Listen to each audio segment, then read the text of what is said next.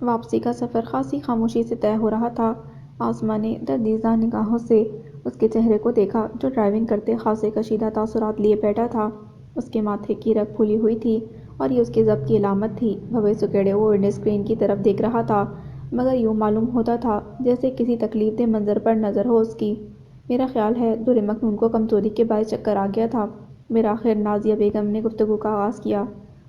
آسماں بیگم زاویار سے نظر ہٹا کر بولی، ہے بھی تو کس قدر نازک سی۔ سچ کہا تھا تم نے نازو کہ وہ اپنی تصویر سے کہیں زیادہ خوبصورت ہے۔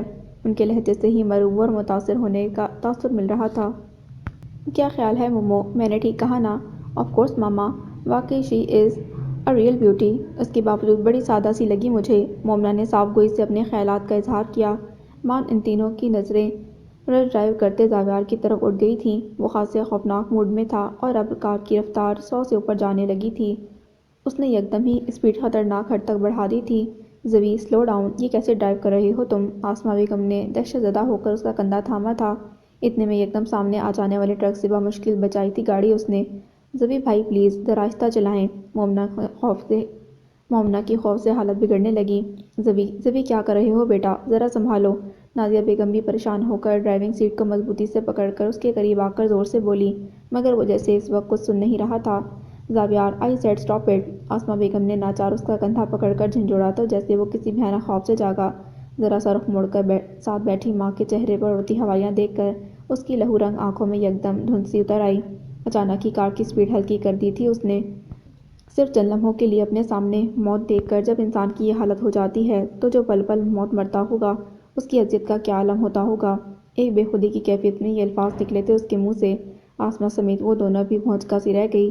شہرک کے کاٹ دینے سے جب قطرہ قطرہ خون بہتا ہوگا اور لمحہ لمحہ جان نکلتی ہوگی تو اس لب مرگ وجود کا درد کس انتہا کو پہنچتا ہوگا، ہم اس کا اندازہ نہیں کر سکتے، ہے نا ماما؟ کسی غیر مرئی نقطے پر نظر جمائے وہ گویا خود کو بھی فراموش کیے ہوئے تھا۔ آسماں نے دہل کر اس کے کندھے کو تھپتھپایا تھا۔ زوی کیا کہہ رہے ہو بیٹا، تم ٹھیک تو ہو نا؟ آسماں ماں تھی، گھبراہٹ فطری تھی۔ گزرے سالوں میں انہوں نے زاویار کا یہ روپ کبھی نہیں دیکھا تھا۔ مومنا اور نازیہ بیگم کی بھی حالت مختلف نہیں تھی۔ میں ان کے استفسار پر اس نے بے اختیار کسی خیال سے نکل کر سوال کیا تھا اور پھر چونک کر دوبارہ ماں کی پریشان صورت دیکھی۔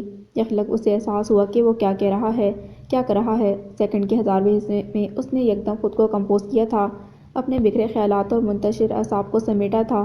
میں ٹھیک ہوں۔ رخ پھیر کر اس نے نظر دوبارہ سے سڑک پر مرکوز کر دی تھی۔ گاڑی جو رفتار کم ہوتے ہوتے رینگنے پر آ گئی تھی اسے قدرے تیز کرتے ہوئے اس نے گیئر بدلا تھا۔ عقب میں آنے والی گاڑیاں ہارن بجا بجا کر گزر رہی تھیں۔ پھر بقیہ راستہ کوئی کچھ نہیں بولا۔ زاویار کے لب یوں بھیجے ہوئے تھے جیسے اب وہ کچھ نہیں کہے گا۔ آسماں اور مومنا نے کچھ پوچھنا چاہا مگر نازیہ کے اشارے پر دونوں ہی خاموش ہو رہیں۔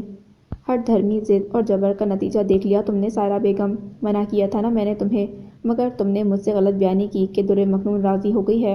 جلال مظفر صاحب کے چہرے پر دھرا تھا۔ اپنے بیڈ روم میں آتے ہی وہ چراغ پا ہو گئے تھے۔ سائرہ بیگم تو خود شوق میں تھیں، خاموش نظروں سے غصے میں بھرے مظفر شیرازی کو دیکھنے لگیں۔ کیا ملا تمہیں یہ سب کر کے؟ مفت کی شرمندگی الگ مول لی اور اس بچی کو جو تکلیف پہنچائی وہ الگ۔ ہماری بات نہ سہی، تمہیں اس کے ڈاکٹر کی صلاح کا تو احترام کرنا چاہیے تھا کہ در مکنون کے ساتھ کسی بھی معاملے میں زبردستی اس کے لیے زہر قاتل ہوگی۔ ان کے غضب کا گراف نیچے نہیں آ رہا تھا۔ مگر تم نے آج تک صرف اپنی منمانی ہی کی ہے۔ زندگی کے دیگر معاملات میں تو میں نے تمہیں ٹوکا نہیں، کوئی قطغن نہیں لگائی اور شاید یہی غلطی ہوئی مجھ سے، مگر آج میں تمہیں آخری بار سمجھا رہا ہوں کہ تم در مکنون کے معاملے سے الگ رہو۔ سائرہ، وہ میرے پاس ضمانت ہے کسی کی اور میں خائن کہلانا نہیں چاہتا۔ اس بچی کو کچھ ہو گیا تو میں جیتے جی مر جاؤں گا۔ در مکنون مجھے اپنی جان کی طرح عزیز ہے، اگر اسے کچھ ہوا تو یاد رکھنا تم مجھے کھو دو گی۔ کمر پر دونوں ہاتھ باندھتے وہ شدید طیش کے عالم میں ٹہل ٹہل کر بول رہے تھے، تاہم آخری جملہ انہوں نے سامنے صوفے پر بیٹھی سائرہ بیگم کے مقابلے آ کر ان کی آنکھوں میں آنکھیں ڈالتے ہوئے کچھ اس قطعیت اور غضبناکی سے کہا کہ وہ پتھر سی ہو گئیں۔ یاد رکھنا بھولنا نہیں سمجھی، تم مجھے کھو دو گی۔ انگلی اٹھا کر گویا اس نے وارننگ دی تو وہ اسی طرح بفرے ہوئے کمرے سے نکل گئے۔ اور درحقیقت سائرہ بیگم خود اس وقت اچانک ٹوٹ پڑنے والی افتاد کے لیے ذہنی طور پر تیار نہیں تھیں، اسی لیے ابھی تک سخت اپسیٹ تھیں۔ انہیں قطعی اندازہ نہیں تھا کہ در مکنون اس طرح شدید رد عمل دے گی اور اس کے نتیجے میں مظفر صاحب زندگی میں پہلی بار انہیں اس طرح وارننگ دیں گے۔ دور مکنون کو گھر سے رخصت کرنے کا پروگرام انہیں خاک میں ملتا نظر آ رہا تھا۔ واقعی اس معاملے کو جس قدر آسان سمجھ رہی تھیں وہ ایسا سہل بھی نہیں تھا، اور یہ اس کا احساس انہیں قدر تاخیر سے ہی صحیح ہو گیا تھا۔ دور مکنون کو دھمکا کر یا ایموشنل بلیک میل کے ذریعے وہ اگر راضی کر بھی لیتی ہیں تو بھی اس کے اعصاب کو کنٹرول کرنا کسی کے بس کا روگ نہیں تھا۔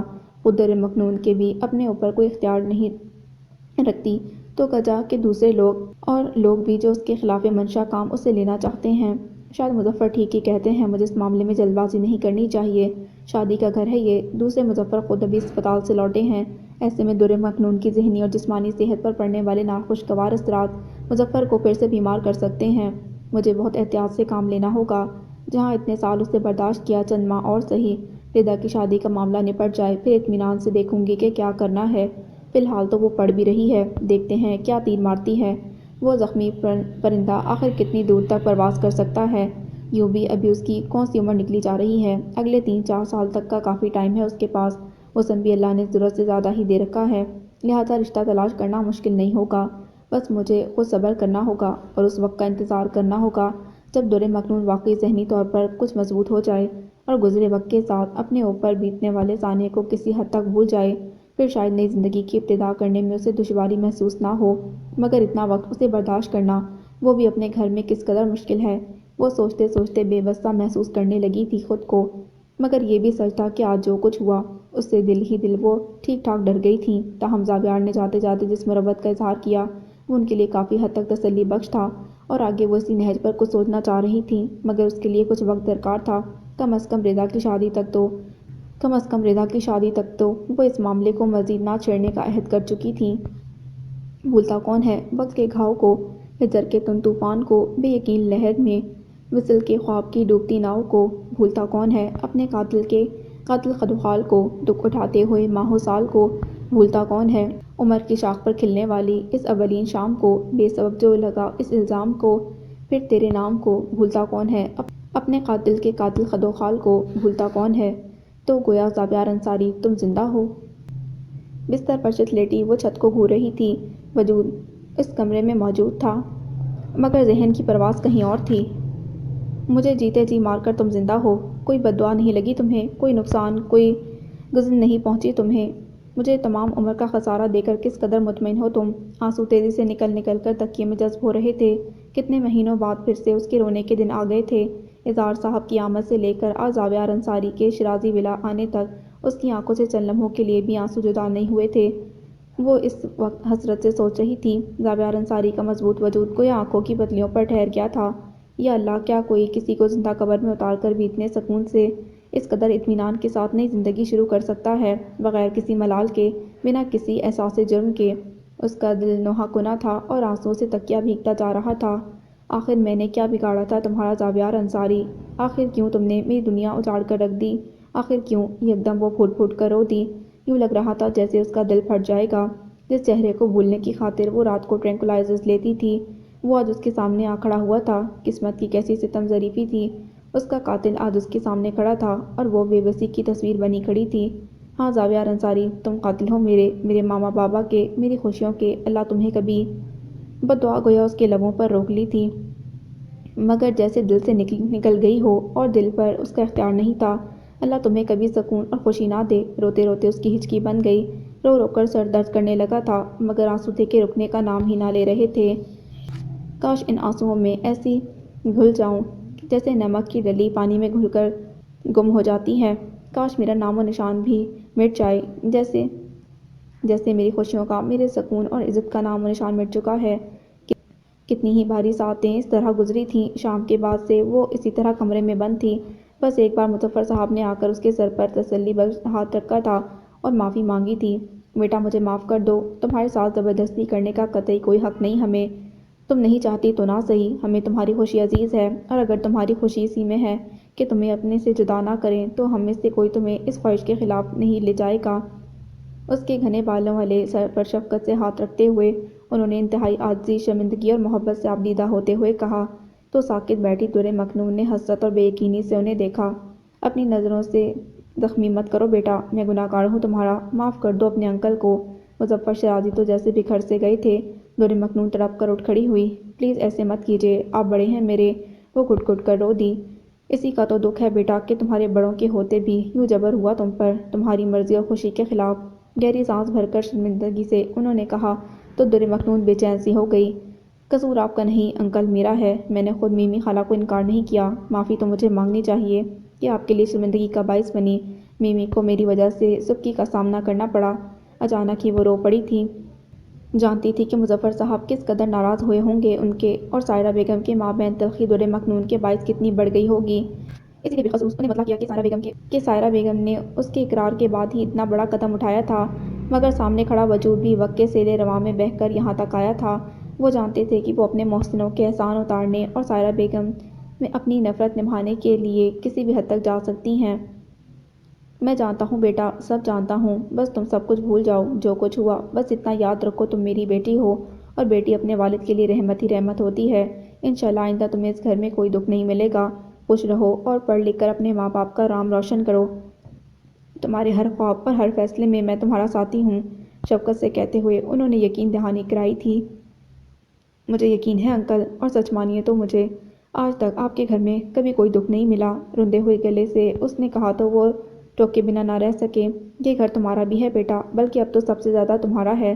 کسی گہری سوچ میں کھو کر انہوں نے کہا تھا، جو در مکنون شکر گزاری سے مسکرائی تھی، بھیگی پلکوں کو ہتھیلی کی برش سے خشک کرتے وہ سر ہلا گئی۔ مظفر صاحب کی صحت کے پیش نظر اس نے خود کو بہت حد تک کم از کم ان کے سامنے تو سنبھال رکھا تھا، لہٰذا پورے حق سے یہاں رہو، اور کوئی مسئلہ ہو تو مجھ سے یا اکرما سے کہو، ٹھیک ہے؟ جی۔ چلو شاباش، اب سکون سے ایک نئی زندگی کا آغاز کرو، جس میں صرف تمہاری رضا کے مطابق ہی فیصلے ہوں گے، اور وہ بھی تم خود کرو گی۔ وہ اسے ہمت دلا رہے تھے، اور سچ ہے کہ ان کی باتوں سے اس کو بہت تقویت مل رہی تھی۔ اسٹڈیز جاری رکھنا چاہتی ہو تم؟ انہوں نے سوچ لیا تھا کہ اب سے وہ در مکنون کے معاملے میں کوئی کوتاہی نہیں برتیں گے، اور اس سے جڑے ہر کام میں براہ راست اس سے خود بات کریں گے، پہلے کی طرح زوہا یا سائرہ کو بیچ میں نہیں رکھیں گے۔ آج جو سبق انہیں ملا تھا وہ مستقبل کے لیے کافی تھا، وہ مزید کوئی رسک نہیں لینا چاہتے تھے۔ جی، اچھی بات ہے، وہ اس کے جواب سے خوش ہوئے۔ اکرما کی ٹیچنگ سے مطمئن ہو یا کسی فیمیل ٹیچر سے پڑھنا چاہو گی؟ انہوں نے اچانک ہی پوچھ لیا تھا۔ در مکنون اس سوال کے لیے تیار نہیں تھی، سر اٹھا کر انہیں دیکھنے لگی۔ ویسے تو اکرما بہت اچھا ہے استاد ہے، اور مجھے لگتا ہے کہ تم فیملی ممبر کے ساتھ کمفرٹیبل فیل کرو گی بنسبت کسی آؤٹ سائڈر کے، اسی وجہ سے میں نے اکرما کو یہ ذمہ داری دی، لیکن اگر تم چاہو تو۔ نہیں انکل، اس کی ضرورت نہیں، وہ مجھے اچھی طرح گائیڈ کر رہے ہیں، اور میں ان کی ٹیچنگ سے مطمئن ہوں۔ اس نے نرمی سے قطع کلامی کی تھی، کسی نئے چہرے سے متعارف ہونے کی قطعی ہمت نہیں تھی۔ آج جس طرح اچانک زاویار انصاری سے ملاقات ہوئی، وہ اسے اجنبی لوگوں سے مزید خوفزدہ کر گئی تھی۔ اس کے لیے تو دنیا ہی گول تھی۔ خولہ کے ذریعے زاویار کو اس کے یہاں ہونے کی اطلاع ہو سکتی ہے، اس کا تو اسے خدشہ تھا، اور کئی دنوں سے ہر نماز میں وہ یہی دعا کرتی تھی کہ خولہ لاہور فون کر کے اس کے یہاں ہونے کی خبر کسی کو نہ دے، اور وہ دعا قبول بھی ہوئی تھی، مگر نازیہ کے ذریعے زاویار کا پرپوزل آنا اس کے حواس اڑا گیا تھا۔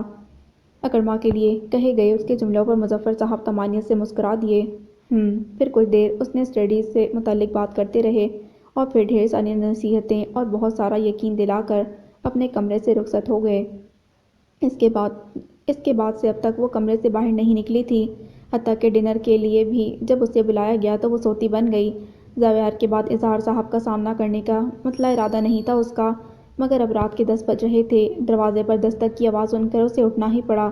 حسب توقع دادی ہی تھیں، اور ساتھ میں کھانے کی ٹرے بھی۔ وہ شرمندگی کے باعث نظر نہیں ملا سکی۔ دادی اس کے لیے کتنی فکر مند تھیں اسے معلوم تھا۔ پلیز دادی، مجھے بالکل بھوک نہیں، آپ نے کیوں تکلیف کی؟ کھانا ٹیبل پر رکھ کر انہوں نے اسے بہت اصرار سے نوالا دینا چاہا تو وہ بے اختیار کہہ اٹھی، کھانے سے غفلت برتنا اچھا نہیں بیٹا، ورنہ صحت ٹھیک نہیں رہتی۔ ہمارے پیارے نبی صلی اللہ علیہ وآلہ وسلم کا ارشاد پاک ہے کہ رات کا کھانا نہ کھانا ضعیفی لاتا ہے۔ لیکن یقین کیجیے مجھے اس وقت قطعاً خواہش نہیں۔ وہ گویا رو دینے کو تھی۔ ایک تو یہ پریشانی، اس پر دادی کی اور شرازی انکل کی محبت، اسے تو جیسے خرید لیا تھا۔ دادی کا ہاتھ محبت سے ہاتھ میں لیتے اس نے کہا تو وہ بے بس سی ہونے لگیں۔ اچھا، کھانا نہیں کھانا تو ایک گلاس دودھ ہی پی لو، بڑی لجاجت سے دادی نے کہا تو وہ مجبور ہو گئی۔ اس بات میں سر ہلا دیا، چلو تم بیٹھو، میں لے کر آتی ہوں۔ نہیں، میں خود لے آؤں گی۔ وہ بدلی سے اٹھ کھڑی ہوئی۔ دادی نیچے سے اس کے لیے کھانا لائی تھیں۔ بزرگوں کی خدمت کی جاتی ہے، جبکہ یہاں الٹا معاملہ تھا، دادی اس کی خدمت کر رہی تھیں۔ ٹرے اٹھا کر اس نے باہر کی جانب قدم اٹھائے تھے کہ اچانک کچھ یاد آنے پر پلٹی۔ زارا باجی اور ایمن وغیرہ لوٹ آئے دادی؟ نہیں بیٹا، وہ تو اظہار میاں کے کزن کے گھر ہی رک گئے ہیں۔ کل علی الصبح ان سب کا سی سائڈ جانے کا پروگرام بن گیا ہے اس لیے۔ البتہ ردا واپس آ گئی تھی۔ دادی عشاء کی نماز کا وضو کرنے کے لیے باتھ روم کی طرف جاتے جاتے اطلاع اس کے کان میں ڈال گئیں تو جیسے اس کے منتشر اعصاب کو کچھ سکون آ گیا۔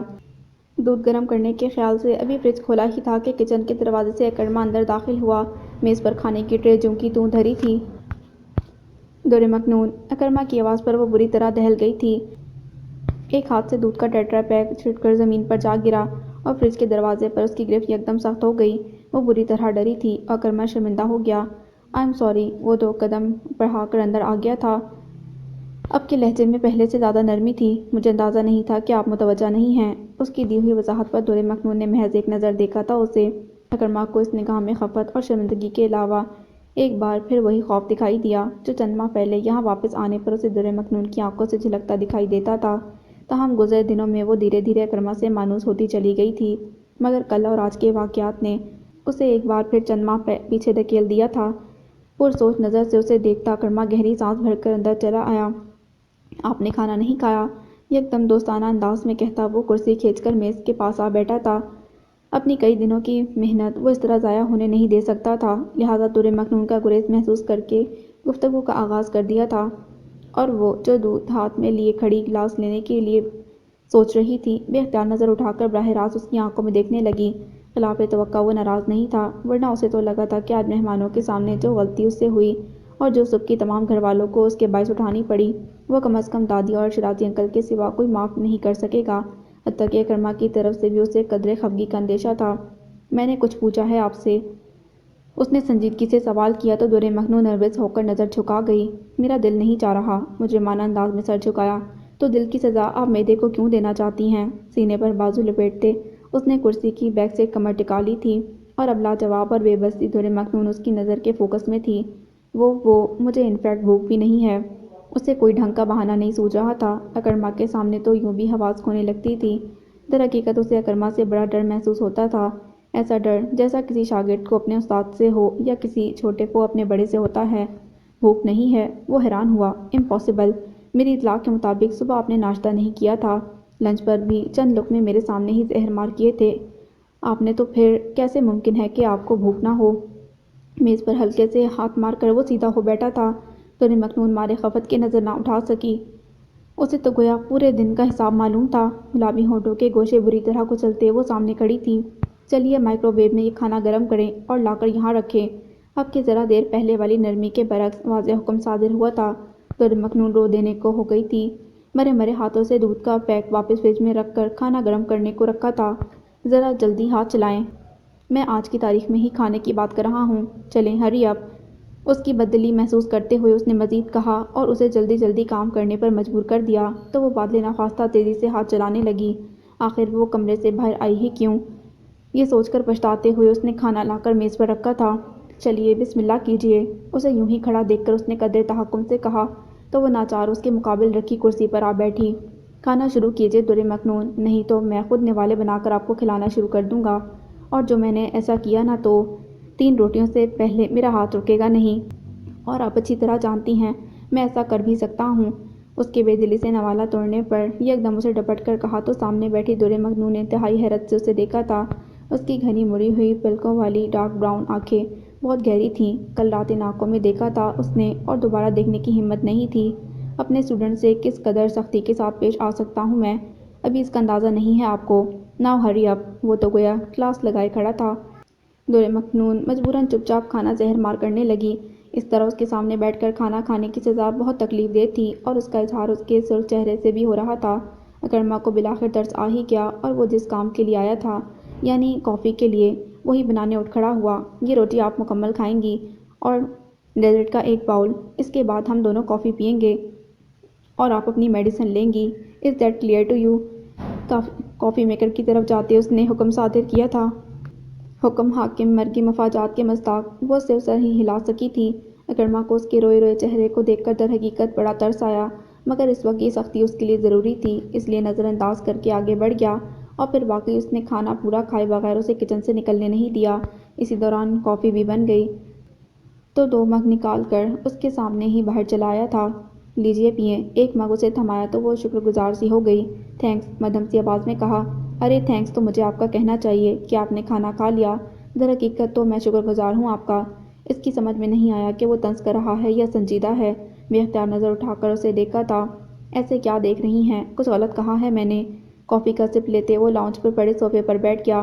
دور مکنون اس درجہ سنجیدگی پر کچھ نروس سی ہو گئی۔ وہ اسے نظروں کے فوکس میں لیے ہوئے تھا۔ بقول شاعر، زندگی یوں گزارتا ہے کوئی جیسے احسان اتارتا ہے کوئی۔ آپ کا معاملہ بھی کچھ ایسا ہی ہے مس دور مکنون۔ لاکھ چچا جان اور گھر والے آپ کی فکر کریں، پرواہ کریں، آپ اپنی پرواہ کرنے کے لیے قطعی طور تیار نہیں۔ آپ کو نہیں لگتا کہ یہ ایک طرح سے ناشکرا پن ہے؟ ہاتھ سے اسے سامنے والے صوفے پر بیٹھنے کے لیے اشارہ کرتے وہ کہہ رہا تھا۔ دور مکنون ایک بار پھر بحر پشیمانی میں غرق ہونے لگی تھی۔ بے اختیار آنسو اس کی پلکوں تک چلے آئے تھے۔ آنسو اور صرف آنسو۔ وہ جیسے مایوس ہوا تھا۔ مگ سینٹر ٹیبل پر رکھتے وہ سیدھا ہو بیٹھا تھا۔ سوائے ان آنسوؤں کے کوئی جواب ہے آپ کے پاس؟ کوئی ریٹرن، کوئی ریزن اس طرح زندگی گزارنے کا؟ آخر آپ کب تک سیلف پٹی کے حصار میں قید رہیں گی؟ کیوں چاہتی ہیں کہ سب آپ کے ساتھ ہمدردی کریں، ترس کھائیں آپ پر، اور آپ کے اس خوف کا جسے آپ نے اپنے دل کا حاکم مقرر کر رکھا ہے اس کا فائدہ اٹھائیں؟ کیوں نہیں نارمل زندگی کی طرف آنا چاہتی ہیں آپ؟ بہت حلاوت سے مگر انتہائی سنجیدہ لہجے میں سوال کیا گیا تھا اس سے۔ دور مکنون بے اختیار رو پڑی۔ مقدور بھر کوشش کے باوجود وہ خود پر اختیار کھو بیٹھی تھی۔ کچھ تو مظفر صاحب اور دادی کی محبت اور خلوص نے اسے شرمندگی میں پور پور بھگو دیا تھا، اور کچھ زاویہ انصاری سے ملاقات نے اسے گویا جڑوں سے اکھاڑ دیا تھا۔ ایسے میں اکرمہ شرازی کا یوں نرمی اور خلوص سے فکر جتانا اسے یکدم بے اختیار کر گیا۔ وہ روئی اور خوب کھل کر روئی۔ اکرمہ تعصب اور بے بسی سے اسے یوں ہی دیکھتا رہا۔ کتنی ہی دیر گزر گئی مگر دور مکنون جیسے آنسو بن کر بہہ جانا چاہتی تھی۔ دل تھا کہ اشکوں میں گھلے جا رہا تھا۔ بالآخر اکرمہ نے ہی اسے پکارا۔ در حقیقت وہ اس طرح گھٹ گھٹ کر رونے پر تکلیف محسوس کر رہا تھا۔ پلیز دور مکنون، بس کریں، مت روئیں اتنا، طبیعت خراب ہو جائے گی آپ کی۔ یہاں زندگی خراب ہو گئی، بھلے انسان، اور تم طبیعت کی فکر کر رہے ہو۔ ایک جھٹکے سے سر اٹھا کر اس نے سامنے بیٹھے اکرمہ شرازی پر نظر ڈالی تھی، جس کے چہرے پر خلوص، فکر مندی اور بے لوث ہمدردی واضح طور پر لکھی نظر آ رہی تھی۔ آئی ایم سوری، میں نے رلا دیا آپ کو۔ وہ پشیمان سا تھا، معذرت خواہانہ لہجے میں بولا۔ بھرے پیمانے کو جھلکا دیا اس نے۔ دور مکنون یکدم سب بھول کر اسے دیکھنے لگی، جس نے زندگی بھر کے لیے آنسو، دکھ اور ایک نہ ختم ہونے والی اذیت تھی۔ اسے تو اس نے آج کتنا مکمل اور پرسکون دیکھا تھا، جیسے دور مکنون کو برباد کر کے بھی اسے ذرا ملال نہ ہو، جو کس اطمینان اور طمطراق سے اپنی نئی زندگی شروع کرنے جا رہا تھا، جس کے چہرے پر اسے کوئی شرمندگی نظر نہیں آئی تھی۔ دکھائی دی تھی تو صرف اور صرف حیرت۔ شاید اسے یوں زندہ سلامت اور مقابل دیکھنے کا اس نے تصور نہیں کیا تھا۔ وہ تو نادم تک نہیں تھا، اسے تو ذرا بھی تعصب نہیں تھا، اور ادھر یہ شخص جو خود اس کی زندگی، اس کے مستقبل اور اس کی ذات کے لیے فکر مند تھا، اس سے معذرت کر رہا تھا۔ ساکت پلکیں ذرا سا جھپکیں تو لبالب بھرے آنسو بہہ نکلے۔ معاف نہیں کریں گی، میں نے کہا نا، میں شرمندہ ہوں، بلیو می۔ میرے کہنے کا شاید وہ مقصد نہیں تھا جو آپ نے سمجھا۔ اسے یوں رو رو کر ہلکان ہونے کے بعد ایک ٹک اپنی جانب دیکھتا پا کر وہ جانے کیا سمجھا کہ ایک بار پھر سے بول اٹھا۔ دور مکنون اس کے اس واضح الفاظ میں معافی مانگنے پر نہ صرف خجل ہوئی بلکہ متحیر بھی۔ پلیز ایسی بات نہیں۔ ہتھیلیوں سے رخساروں پر پھیلی نمی صاف کرتے بمشکل یہ الفاظ لبوں سے نکلے تھے۔ تو پھر کیسی بات ہے، آپ ہی بتا دیجیے۔ جواباً وہ مکمل توجہ ہونے کے ساتھ پوچھنے لگا تھا۔ انداز دوستانہ تھا۔ دور مکنون کے پاس کہنے کے لیے کچھ نہیں تھا، لہٰذا بے بسی سے حسب عادت لب کو چلتی رہی۔ منتظر نظروں کے جواب میں خاموشی پا کر بالآخر وہی بولا تھا۔ میڈیسن لینی ہے آپ کو، بھولیے گا مت۔ جی، وہ کھوئی سی سر ہلا گئی۔ چلیے جائیے اور جا کر آرام سے سوئیے، کسی بھی قسم کا سٹریس لینے کی ضرورت نہیں۔ ایک بات یاد رکھیے گا۔ وہ اٹھتے اٹھتے رکا تو سوالیہ نظروں سے اسے دیکھنے لگی۔ اس گھر میں آپ کو کبھی کوئی نہیں نکال سکتا۔ یہ گھر جتنا ہمارا ہے اتنا آپ کا بھی ہے، انڈرسٹینڈ؟ بہت تعجب خیز بات کہی تھی اس نے۔ دور مکنون سمجھ نہیں سکی۔ آج مظفر صاحب نے بھی کم و بیش یہی بات کی تھی، اور اب اکرمہ کے لبوں سے یہ فقرہ سننا اسے متعجب کر گیا۔ وہ سمجھنے کی کوشش کرتے ہوئے اسے دیکھ رہی تھی۔ میں نے کہا نا، اپنے چھوٹے سے دماغ پر زیادہ بوجھ نہ ڈالیں، اسے صرف پڑھنے کے لیے استعمال کیا کریں۔ یکدم وہ مسکراتے ہوئے قدرے شوخی سے بولا تو وہ جھیپ سی گئی۔ اکرمہ اٹھ کھڑا ہوا تھا، ساتھ ہی وہ بھی اٹھ گئی۔ اب ذرا اچھے بچوں کی طرح مسکرائیں تاکہ مجھے یقین ہو جائے کہ زبردستی کھانا کھلانے والی جسارت پر آپ نے ایکسکیوز کر دیا ہے مجھے۔ عجیب فرمائش تھی۔ دور مکنون کی ڈارک براؤن آنکھوں میں بے پناہ حیرت اتری۔ تو سامنے کھڑے اکرما کے گھنی مونچھوں تلے لبوں پر گہری مسکراہٹ پھیل گئی۔ ریلیکس، مذاق کر رہا تھا میں۔ یکدم وہ بھی سنجیدہ ہوا تو در مکنون کی آنکھوں میں حیرت کی بجائے یکلگ ہلکا سا ناگواری کا تاثر جھلکا۔ عموماً وہ اپنے کسی احساس کو سوائے دکھ کے ظاہر نہیں کرتی تھی، مگر اس وقت اس نے قدرے تیکھی نظروں سے اکرما کو دیکھا تھا، جیسے کہہ رہی ہو آپ سے یہ امید نہیں تھی۔ اکرما خلاف توقع ایک بار پھر مسکرایا تھا۔ That's like a normal girl, ناپسند باتوں پر رسپانس دیا کریں۔ اگر کل آپ نے ایسی نظروں سے چچی جان کو دیکھا ہوتا تو میرا خیال ہے وہ آج کے مہمانوں کو بلانے سے پہلے ایک بار ضرور سوچتی۔ انگلی اٹھا کر تحسین کے ساتھ ساتھ نصیحت بھی کی تھی۔ در مکنون پتل سی ہو گئی۔ سارا غصہ ایک لمحے میں بھاپ بن کر اڑ گیا تھا، جیسے واقعی وہ استاد تھا۔ چھوٹے سے عمل کے ذریعے بہت خوب تحریک دینے کا کمال حاصل تھا اسے۔ اینی وے، کافی رات ہو گئی ہے، میرا خیال ہے سونا چاہیے اب، اور ہاں، دوا ضرور کھانی ہے، بھولنا نہیں ہے، اوکے؟ جاتے جاتے بڑی ذمہ داری سے اسے یاد دلایا تھا۔ در مکنون پچھلی کئی بار کی طرح آج بھی کچھ دیر کے لیے سب بھول کر اکرما کے بارے میں سوچتی کمرے میں چلی آئی تھی، جو کس قدر مہربان اور ہمدرد تھا۔ تاہم اس کا طریقہ کار بہت الگ تھا۔ بقیہ لوگوں کی طرح وہ اس پر ترس نہیں کھاتا تھا، بلکہ اس کے اندر گھٹ گئی اس کی شخصیت کو ابھارنے کے لیے مسلسل کوششیں کر رہا تھا۔ اور در مکنون کو یہ بات ماننے میں کوئی عذر مانے نہیں تھا کہ اس عظیم سانحے کے بعد، جب اس کی ذات کی عمارت زمین بوس ہو چکی تھی، اسے دوبارہ اپنی بنیادوں پر کھڑا کرنے میں اکرما کا بھی بہت ہاتھ تھا۔ گزرے سالوں میں سب اس کے ساتھ نرمی سے پیش آتے تھے۔ وہ رو دے گی، وہ دکھی ہے، اسی لیے کسی کام پر مجبور نہیں کرتے تھے، مگر اکرما مختلف تھا۔ وہ ان معاملات میں اس پر جبر کر رہا تھا جو اسے اس کی ذات اور اس کے ذہن کو جگانے اور اسے دکھ کے کوما سے نکالنے میں مدد کر رہے تھے، اور اس کے لیے وہ جتنا بھی اس کی شکر گزار ہوتی کم تھا۔ دوا لے کر وہ بستر پر آ بیٹھی تھی۔ دادی عشاء پڑھ چکی تھیں۔ اسے دیکھ کر مسکرا دیں۔ کھانا کھایا بیٹا؟ جی، اس نے نظریں چرا کر جواب دیا۔ ان کے کہنے پر تو کھایا نہیں تھا۔ اب وہ شرمندہ سی ہو گئی۔ شاباش، دادی نے شفقت سے سر پر ہاتھ پھیرا تو وہ ان کا ہاتھ اپنے ہاتھ میں لے کر آنکھیں موند گئی۔ شب وہی، لیکن ستارہ اور ہے۔ اب سفر کا استعارہ اور ہے، جنگ کا ہتھیار طے کچھ اور تھا، تیر سینے میں اتارا اور ہے، متن میں تو جرم ثابت ہے، حاشیہ سارے کا سارا اور ہے، صبح کے موسم انگلیوں پر گن لیے، فصل غم کا گوشوارہ اور ہے، دیر سے پلکیں نہیں جھپکی میری، پیش جاں اب کی نظارہ اور ہے۔ یقین نہیں آتا کہ تم زندہ ہو در مکنون۔ زاہد علی، تمہارے جیتے جاگتے وجود کو کس طرح قبر میں اتار کر آیا تھا میں۔ کبھی سوچا نہیں تھا اپنے بھیانک خوابوں کی طرح حقیقت میں بھی تم سے کسی روز سامنا ہوگا۔ نئی تاریخوں کا زرد ہلال کھڑکی سے نظر آنے والے آسمان پر اپنی محدود چاندنی پھیلا رہا تھا۔ زاویار دریچے سے لگا کھڑا نہ جانے کتنی سگریٹیں اب تک پھونک چکا تھا۔ اس درجے اسموکنگ کے نتیجے میں گلے میں جیسے گھٹن سی ہونے لگی تھی، مگر اس لمحے وہ خود سے بے خبر کسی اور خیال میں گم تھا۔ مگر کیا واقعی تم زندہ ہو یا میرا وہم تھا؟ در مکنون کا وجود جیسے پیش بصارت تھا۔ وہ در مکنون جو کبھی زندگی اور خوشی کا عنوان ہوا کرتی تھی، آج اسے بجھی ہوئی شمع کی صورت دیکھ کر آیا تھا وہ۔ درد اور اداسی کا مرقع، وہ زرد درد وجود، وہ ستارہ آنکھیں جو اب بجھی ہوئی شمعوں کی جیسی تھیں، کیا واقعی وہ در مکنون تھی؟ وہ زندہ نہیں، وہ زندہ لاش ہے اب۔ اس کے ضمیر نے چٹکی لی تھی دل میں سی کی آواز کے ساتھ ہی اس نے سگریٹ چھٹکا تھا۔ وہ نہ جانے کب سے ایسے ہی کھڑا تھا۔ سگریٹ سلگ سلگ کر انگلی جلا گئی تو وہ خود میں لوٹا اور اسے لاش میں نے بنایا، میں نے۔ خود کلامی کے سے انداز میں کہتا وہ وہیں دریچے کے پاس قالین پر گھٹنوں کے بل گر گیا۔ اف خدایا، کیسے بھلاؤں وہ سب جو میرے حافظے سے نکل کر لمحہ لمحہ میری آنکھوں کے سامنے گردش کر رہا ہے۔ کس طرح فراموش کروں کہ در مکنون کو بے-آبرو کرنے والا میں ہوں، میری وجہ سے وہ اور اس کا پورا خاندان تباہ ہوا ہے۔ کیوں کر بھلاؤں میں یہ اپنا جرم؟ دونوں ہاتھوں سے سر کو تھامتے وہ نڈھال سا زمین پر بیٹھا تھا۔ پلیز ایسا مت کریں زاویار، آپ کو اللہ اور رسول صلی اللہ علیہ وسلم کا واسطہ ایسا مت کریں، میں مر جاؤں گی، میں مر جاؤں گی۔ در مکنون کے جڑے ہوئے ہاتھ، اس کا سفید پڑتا چہرہ، خوف اور دہشت سے بھری اس کی آنکھیں، آنسو سے بھیگتے اس کے رخسار اور درد سے بھری اس کی چیخیں۔ وہ کچھ بھی تو بھلا نہیں سکا تھا، کچھ بھی تو نہیں۔ آج بھی اس بھیانک دن کا ہر منظر گویا اس کی آنکھوں کی پتلیوں پر نقش تھا۔ اف میرے خدا، وہ آنکھیں بند کر کے جیسے کراہا، کیا اس جرم کی کوئی معافی ہوگی میرے رب؟ کیا کوئی تلافی در مکنون کے دکھ کا مداوا بن سکتی ہے؟ جو زخم میں نے اسے دیا، کیا اس کی کوئی دوا ہے؟ اس کے غم کا کوئی درماں ہے؟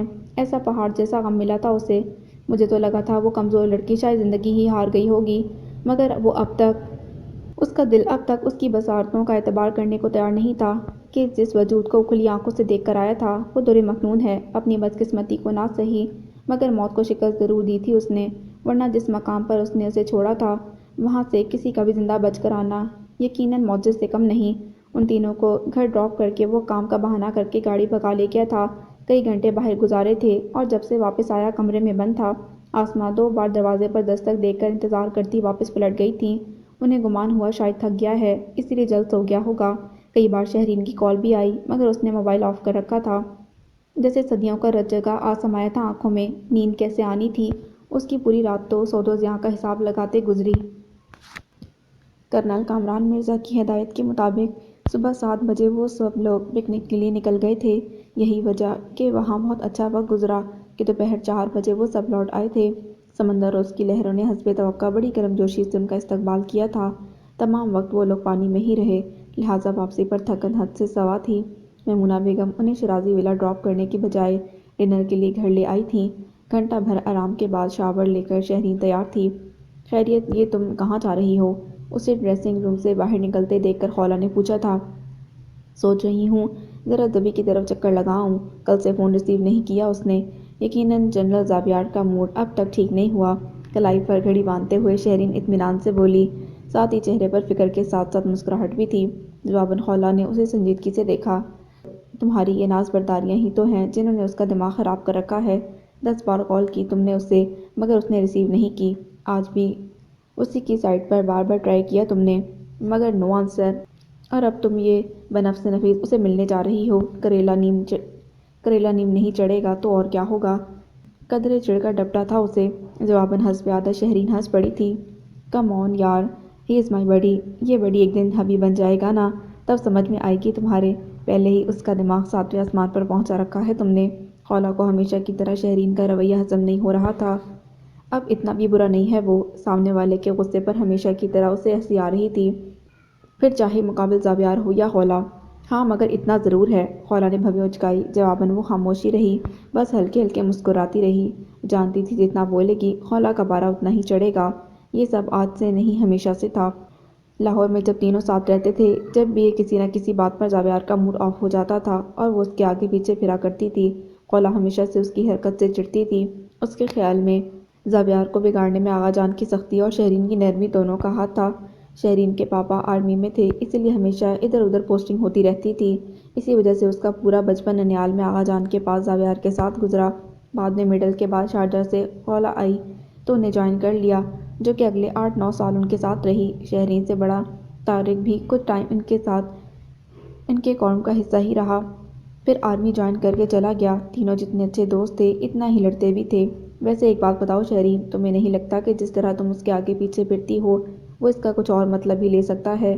اس کی خاموشی پر خولا نے استفسار کیا تو وہ نہ سمجھنے والے انداز سے اسے دیکھنے لگی۔ معنی یہ کہ زبی جانتا ہے کہ آغا جان کی خواہش کیا ہے، ایسے میں تمہارا اتنا کنسرن ہونا وہ کسی اور معنی میں بھی لے کر جا سکتا ہے۔ خولا نے شوخی سے وضاحت کی۔ کم آن، تھوڑا کھسکا ہوا ہے وہ مگر اب اتنا بھی پاگل نہیں۔ وہ ایک دم دفاعی انداز اختیار کر گئی۔ میرا بیہیویئر بچپن سے ہی ایسا ہے، میں اس کی پرواہ کرتی تھی اور کرتی ہوں۔ وہ جانتا ہے کہ میں اس میں انٹرسٹڈ نہیں، بلکہ تمہاری اطلاع کے لیے وہ میرے چچا زاد برہان کو میرے لیے ایک آپشن کے طور پر پیش کر چکا ہے۔ وہ مزے سے بتانے لگی۔ اور تمہارا جواب کیا تھا؟ خولا نے پرسوچ لہجے میں سوال کیا۔ میں نے کہا وائی ناٹ، آخر برہان ویل سیٹلڈ ہے اور اسٹیبلشڈ ہے۔ بے فکری سے کندھے اچکاتی شہرین حسب سابق مطمئن تھی۔ اور جو اگر آغا جان نے ضد پکڑ لی تو پھر کیا ہوگا؟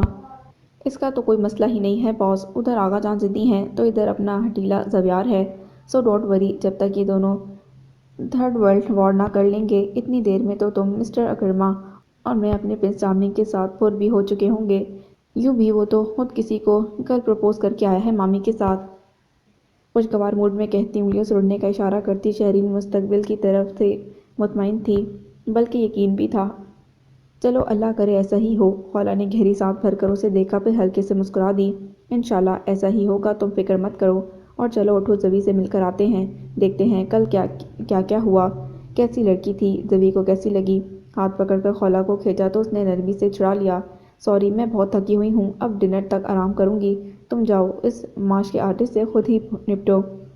خولا کی صاف گوئی سے انکار کرنے پر وہ زیادہ زور نہیں ڈال سکی تھی اور آسماں لوٹ چلی آئی۔ زبی تو گھر پر نہیں ہے بیٹا، آسماں اسے اپنے ساتھ اندر لے آئیں۔ گھر پر نہیں ہے تو گیا کہاں ہے وہ؟ کل سے میں اسے فون کر رہی ہوں، کوئی رسپانس ہی نہیں۔ ابھی تو محض پروپوزل کیا ہے، شادی نہیں ہوئی۔ تو یہ حال ہے، سوچے ذرا شادی کے بعد تو یہ ہماری شکلیں بھی نہیں پہچانے گا۔ دونوں پاؤں پر رکھتے ہوئے وہ حسب عادت صوفے پر چڑھ کر بیٹھ گئی۔ ارے نہیں، بس کل ذرا کسی کام سے نکل گیا تھا، رات کو کافی لیٹ آیا اور اب کہیں دوپہر میں جاگا تو ناشتہ کر کے گھنٹہ بھر کوئی پہلے ہی باہر نکلا ہے۔ آسماں بیگم نے صفائی دی۔ بالکل پکی اماں ہیں آپ، ذرا جو بیٹے کی برائی برداشت کر لیں۔ وہ انہیں دیکھ کر ہنسی تھی، پھر قریب گھسکتے ہوئے پوچھنے لگیں، یہ بتائیں کل جو لڑکی آپ نے دیکھی وہ زبی کو کیسی لگی؟ وہ بہت متجسس تھی۔ پتہ نہیں، ابھی تک تو اس بارے میں اس سے بات نہیں ہوئی، کل سے مصروف ہے وہ، انہوں نے بے چارگی سے جواب دیا۔ اچھا اسے چھوڑیں، آپ بتائیں وہ آپ کو کیسی لگی؟ بلکہ ایسا کریں اس کی تصویر دکھائیں، کوئی فوٹو تو لائی ہوں گی نا آپ؟ وہ اچانک ان کے سر ہو گئی تو انہیں تصویر دکھاتے ہی بنی، ارے یہ تو در مکنون ہے۔ تصویر ہاتھ میں پکڑتے ہی وہ کہہ اٹھی تھی۔ آسماں نے حیرت سے چونک کر اسے دیکھا، تم جانتی ہو اسے؟ آف کورس، زبی بھی جانتا ہے اسے، اس نے بتایا نہیں آپ کو؟ وہ اشتیاق سے تصویر دیکھتے ہوئے بولے جا رہی تھی۔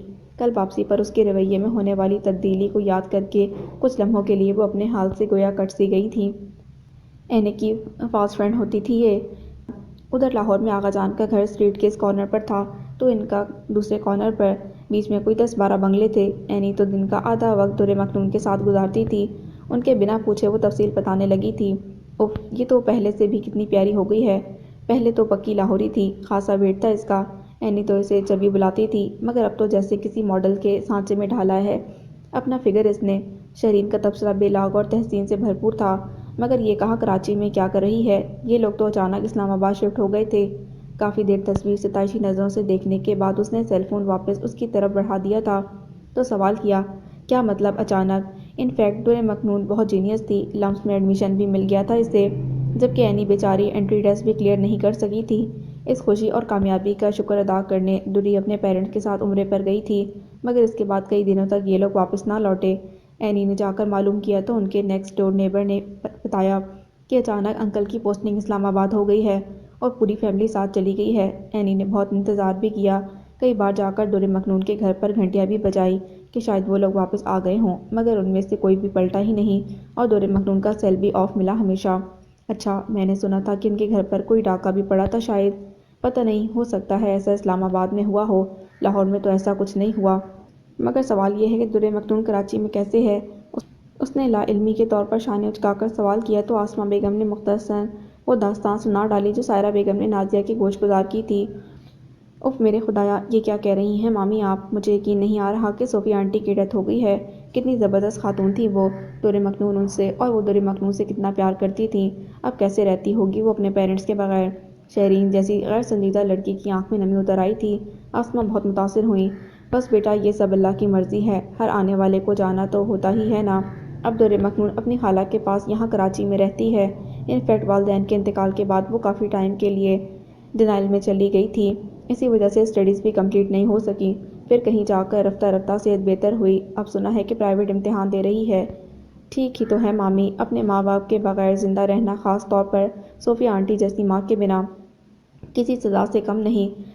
سچ میں آئس کریم جیسا دل تھا ان کا، سیکنڈوں میں پگھلتا تھا۔ وہ بہت محبت اور مرعوبیت سے صوفیہ زاہد علی کو یاد کر رہی تھی، ہمہ وقت لبوں پر سجی مسکراہٹ اس وقت غائب تھی۔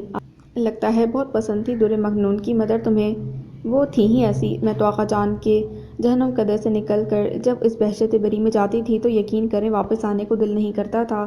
وہ گویا ماضی میں سفر کر رہی تھی، گویا وہ واقعی نفیس خاتون تھیں۔ چلو اچھا ہی ہے، بزرگ کہہ گئے کہ بیٹی کو سمجھنا ہو تو ماں کو پرکھو، ماں اچھی ہوگی تو بیٹی میں اس کے گن ضرور آئے ہوں گے، انہوں نے قصداً ہلکے پھلکے لہجے میں کہہ کر موضوع قدرے بدلا تو شرین اپنے خیال سے باہر نکلی۔ آف کورس در مکنون واقعی بڑی اچھی لڑکی ہے، جب لاہور میں تھی تو بس ہمیں وقت پڑھتی ہی رہتی تھی، ادھر زبی اور خولا پڑھاکو تھے تو ادھر در مکنون اور اینی، طارق بھائی البتہ نارمل تھے، اور ایسے میں بیچاری پورے گھر میں بولائی بولائی پھرتی تھی، لہٰذا جوں ہی موقع ملتا میں در مکنون کے گھر جا پہنچتی۔ ماما تو ہمیشہ پاپا کے ساتھ پورا پاکستان گھومتی تھیں اور میں وہاں ان کی کمی صوفیہ آنٹی کے ذریعے پوری کرنے کی کوشش کرتی، بلکہ بعض دفعہ تو میں ان بیچاروں کو خاصا بلیک میل کر کے بھی بڑے کام نکلواتی تھی کہ مجھ دکھیاری کی مدد کریں، میرے ماما پاپا مجھ سے دور ہیں۔ در مکنون کے بارے میں بات کرتے کرتے وہ ایک بار پھر لاشعوری طور پر صوفیہ بیگم کو موضوع گفتگو بنا گئی تھی۔ آسماں دھیرے سے مسکرا کر اسے سننے لگیں۔ کافی دیر وہ صوفیہ اور لاہور کی باتیں کرتی رہی، پھر خود ہی خیال آنے پر چونکی، ویسے مامی ایک بات مجھے سمجھ نہیں آئی، آخر در مکنون کی آنٹی اس کی شادی کیوں کرنا چاہتی ہیں؟ تھوڑی چھوٹی نہیں ہے وہ؟ پھر ابھی تو پڑھ بھی رہی ہے۔ اب یہ تو پتہ نہیں بیٹا، نازیہ سے بہت پرانی دوستی ہے سائرہ بیگم شیرازی کی۔ اور نازیہ نے بتایا کہ در مکنون کی مدر اور سائرہ سوتیلی بہنیں تھیں، دونوں ہی نازیہ کی کالج فیلوز رہ چکی ہیں۔ سوتیلے رشتوں کی کڑواہٹ تو یوں بھی محبت کی مٹھاس کو چوس جاتی ہے، ایسے میں لڑکی کی ذمہ داری، اور وہ بھی صورت میں کہ جب سائرہ کے شوہر خود ہائی بلڈ پریشر کے مریض ہیں۔ اپنی 3 بیٹیاں بیاہنے کے بعد ممکن ہے وہ بھانجی کے فرض سے بھی جلد از جلد اس لیے سبک دوش ہو جانا چاہتی ہوں تاکہ بقیہ زندگی سکون سے گزار سکیں۔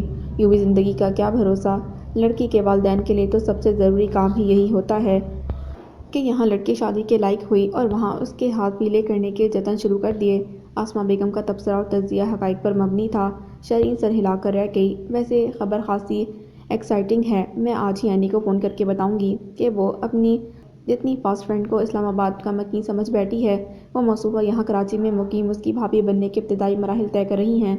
کچھ سوچ کر اس کی آنکھوں میں چمک آئی تھی۔ آسماں چونک کر پریشان نظروں سے اسے دیکھنے لگی۔ ابھی رہنے دو بیٹا، زبی کا تو تمہیں پتہ ہے کل سے آج تک اس نے در مکنون کے بارے میں کوئی بات نہیں کی ہے، ایسے میں تمہارے آغا جان تک یہ خبر پہنچانا فی الحال کچھ بہتر نہیں۔ یوں بھی وہ آج کل کتنے ناراض ہیں شاید تمہیں پتہ ہو۔ نظریں نیچے کیے انہوں نے قدرے پست لہجے میں کہا۔ شرین ان کی بات پر یکدم چپ ہو گئی۔ ان سے اختلاف کی گنجائش نہیں تھی۔ پھر کچھ دیر وہ ادھر ادھر کی باتیں کرنے کے بعد اٹھ کھڑی ہوئی۔ بیٹھو نا بیٹا، میرا خیال ہے زبی اب آتا ہی ہوگا۔ اسے اٹھتا دیکھ کر ایک بار پھر روکا۔ سوری مامی، مزید رکنا مشکل ہے، ماما نے میرے نام کے وارنٹ بھی اب تک جاری کر دیے ہوں گے۔ خولہ لوگ ڈنر پر انوائٹڈ ہیں اور میں یہاں چلی آئی ہوں۔ بجلس سینڈلیں پیروں میں پھنساتے ہوئے اس نے رسٹ واچ پر نظر دوڑائی۔ 8 بجنے کو تھے۔ میمونہ بیگم کی خفگی نے اس میں پھرتی بھر دی تھی۔ چلتے چلتے اس نے وعدہ کیا، میں کل آنے کی کوشش کروں گی۔ اچھا ہے، ضرور آنا۔ ان فیکٹ کل سے 3 دن کے لیے میں اور مومنہ کوئٹہ جا رہے ہیں۔ تمہیں بتایا تھا نا، وہاں عثمان کی سسٹر کے گھر شادی ہے۔ ویسے تو زبی کو چھوڑ کر جانے کا قطعاً دل نہیں چاہ رہا، مگر عثمان کی بہن نے ہمیشہ بہت اہمیت دی ہے مجھے، بھابھی سے زیادہ بہن مانتی ہے وہ مجھے، ایسے میں انہیں کس طرح انکار کروں؟ آسماں نے باہر نکلنے سے پہلے یاد دلا کر اپنی مجبوری بتائی تو وہ سر ہلا کر بولی، انکار کرنے کی ضرورت بھی نہیں مامی، آپ اطمینان سے جائیے، میں ماما سے کہہ دوں گی۔ اپنے بھتیجے کے لیے تو یوں بھی اسپیشل دل دے رکھا ہے اللہ نے ان کو، وہ سنبھال لیں گی آپ کے لاڈلے کو، اور جو وہ گھر نہیں آیا تو میں ہوں نا، میں شام میں چکر لگا لیا کروں گی۔ وہ بڑی ذمہ داری سے یقین دلاتی رخصت ہوئی تو آسماں کتنی ہی دیر گیٹ پر اس کی کار نظروں سے اوجھل ہوتا دیکھتی رہی۔ فل سپیڈ پر گاڑی دوڑا کر وہ گھر پہنچی تو میمونہ بیگم کے سخت اور کشیدہ تیوروں سے سامنا ہوا۔ ڈانٹ بھی پڑی، غلطی اس کی تھی، اسی لیے کان دبا کر کچن میں چلی آئی۔ تاہم اس نے محسوس کیا کہ ماحول خاصا سنجیدہ ہو رہا تھا۔ ڈرائنگ روم کا سب لوگ کسی حد تک خاموش ہی بیٹھے تھے۔ وہ کچن میں آئی تو رہ نہ سکی اور میمونہ بیگم سے وجہ جاننی چاہی، اور جواب میں جو اطلاع اسے ملی وہ اس کے لیے کسی دھماکے سے کم نہیں تھی۔ اس کی غیر موجودگی میں آغا جان کا فون آیا تھا اور انہوں نے اظہار بھائی کے سامنے خولہ کے لیے واضح الفاظ میں زاویار یا پھر طارق کے رشتوں میں سے کسی ایک کو چننے پر زور دیا تھا۔ واٹ، طارق بھائی اور خولہ؟ اسے درحقیقت حیرت کا جھٹکا لگا تھا۔ کیوں، اس میں کیا برائی ہے؟ خولہ گھر کی بچی ہے، میمونہ بیگم نے قدرے گھور کر سوال کیا۔ وہ گڑبڑا سی گئی۔ اب کیا کہتی ہے کہ طارق تو اپنی کولیگ کیپٹن فوزیہ میں انٹرسٹڈ ہیں، وہ آرمی میں ڈاکٹر ہے۔ آپ سے پوچھا تھا آغا جان نے؟ نظر چرا کر دبے دبے لہجے میں سوال کیا۔ بتایا تھا مجھے۔ ان کے اطمینان میں ذرا برابر بھی فرق نہ تھا۔ وہ جل کر رہ گئی۔ اور پاپا، انہیں بھی کوئی اعتراض نہیں؟ ایک بار پھر ہمت کر کے سوال کیا تو میمونہ سلاد بناتے بناتے رک کر اس کی طرف مڑی۔ کیوں، کیا تمہیں ہے اعتراض؟ انتہائی خوشمگی نظروں کا سامنا ہوا تھا۔ جواباً وہ بعجلت نفی میں سر ہلا گئی۔ بمشکل کام نپٹا کر موقع ملتے ہی اپنے کمرے کی راہ لی، جہاں خولہ ایمن کے ساتھ میوزک سن رہی تھی۔ یہ میں کیا سن رہی ہوں خولہ؟ در سے دروازہ کھول کر وہ آندھی کی طرح اندر داخل ہوئی، جس پر خولہ نے سنجیدگی سے دیکھا۔ سمجھ گئی کہ اسے پتہ چل چکا ہے۔ اس میں حیرت کی کیا بات ہے؟ تمہارے آغا جان سے اسی طرح کی مطلق العنانیت کی توقع کی جا سکتی ہے؟ انہیں انسانوں پر حکم چلانے کا جنون ہے۔ ایمن کو کسی بہانے سے باہر بھیج کر وہ شہرین کی طرف مڑی تھی۔ تو اب کیا ہوگا؟ اسے فکر لگ گئی تھی۔ انہوں نے اجی بھائی سے کہا ہے کہ اس سلسلے میں سوچ کر جواب دیں۔ خولہ نارمل سے لہجے میں بولی۔ اور اجی بھائی نے کیا جواب دیا؟ انہوں نے کہا کہ وہ سوچ کر بتائیں گے۔ تو کیا؟ خولہ نے متانت سے کہا۔ اب دیکھو اجی بھائی کیا فیصلہ کرتے ہیں۔ اور وہ کرما صاحب، ان کا کیا ہوگا؟ اجی نے ان کے بارے میں نہیں بتایا؟ بتایا تھا۔ تو بقول تمہارے آغا جان کے کہ اپنے اپنے ہوتے ہیں، اپنا مارے بھی تو چھاؤں میں ڈالتا ہے، تفے ایسے اپنے پر جو پہلے مارے پھر چھاؤں میں ڈال کر احسان بھی کرے۔ خولہ کا موڈ قطعاً خوشگوار نہ تھا۔ شہرین نے چند سیکنڈز رک کر اسے بغور دیکھا اور پھر قدرے تذبذب سے سوال کر ڈالا، کیا تم مسٹر اکرما کے لیے کچھ فیلنگز ڈیولپ کر چکی ہو؟ واضح اور براہ راست سوال تھا۔ خولہ نے کسی خیال سے نکل کر اسے تعجب سے دیکھا۔ او کم آن شہرین، ان سب کے لیے تو ابھی تک وقت ہی نہیں ملا مجھے، مگر بات اکرما یا کسی اور XYZ کی نہیں، میری پسند ناپسند کی ہے۔ مجھے آقا جان کا اس طرح حکم دینا بالکل پسند نہیں آیا۔ خیر تھوڑا قصور تو اس میں زارا بھابی اور اجی بھائی کا بھی ہے نا، آخر کو وہ بھی تو کہیں بات چلا چکے ہیں تمہاری۔ ایسے میں آقا جان کو آمنا صدقنا کہنا تو نہیں چاہیے تھا۔ وہ کہے بنا نہ رہ سکی، بھابی کو تو تم رہنے ہی دو، آقا جان کے روب کے آگے تو زبان ہی نہیں کھلتی ان کی۔ یوں بھی وہ اپنے سسرال میں کوئی بدمزگی نہیں چاہتی۔ دوسرے دادا اور پاپا کی ڈیتھ کے بعد سے اب ہمارے گھر کے بزرگ سوائے آقا جان کے اور ہیں بھی کون؟ اجی بھائی کے لیے تو ان کا مشورہ بھی حکم کا درجہ رکھتا ہے۔ ایسے میں بھابی کی پوزیشن خاصی ویک ہو جاتی ہے۔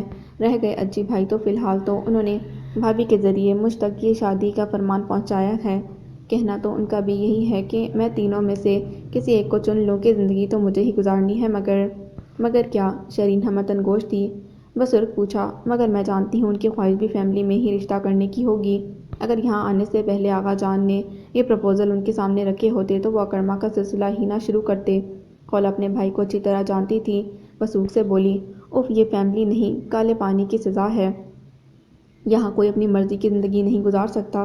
شہرین نے انگلیاں بالوں میں پھنسائیں۔ میرے لیے مسئلہ فیملی نہیں، آقا جان کا جبر ہے۔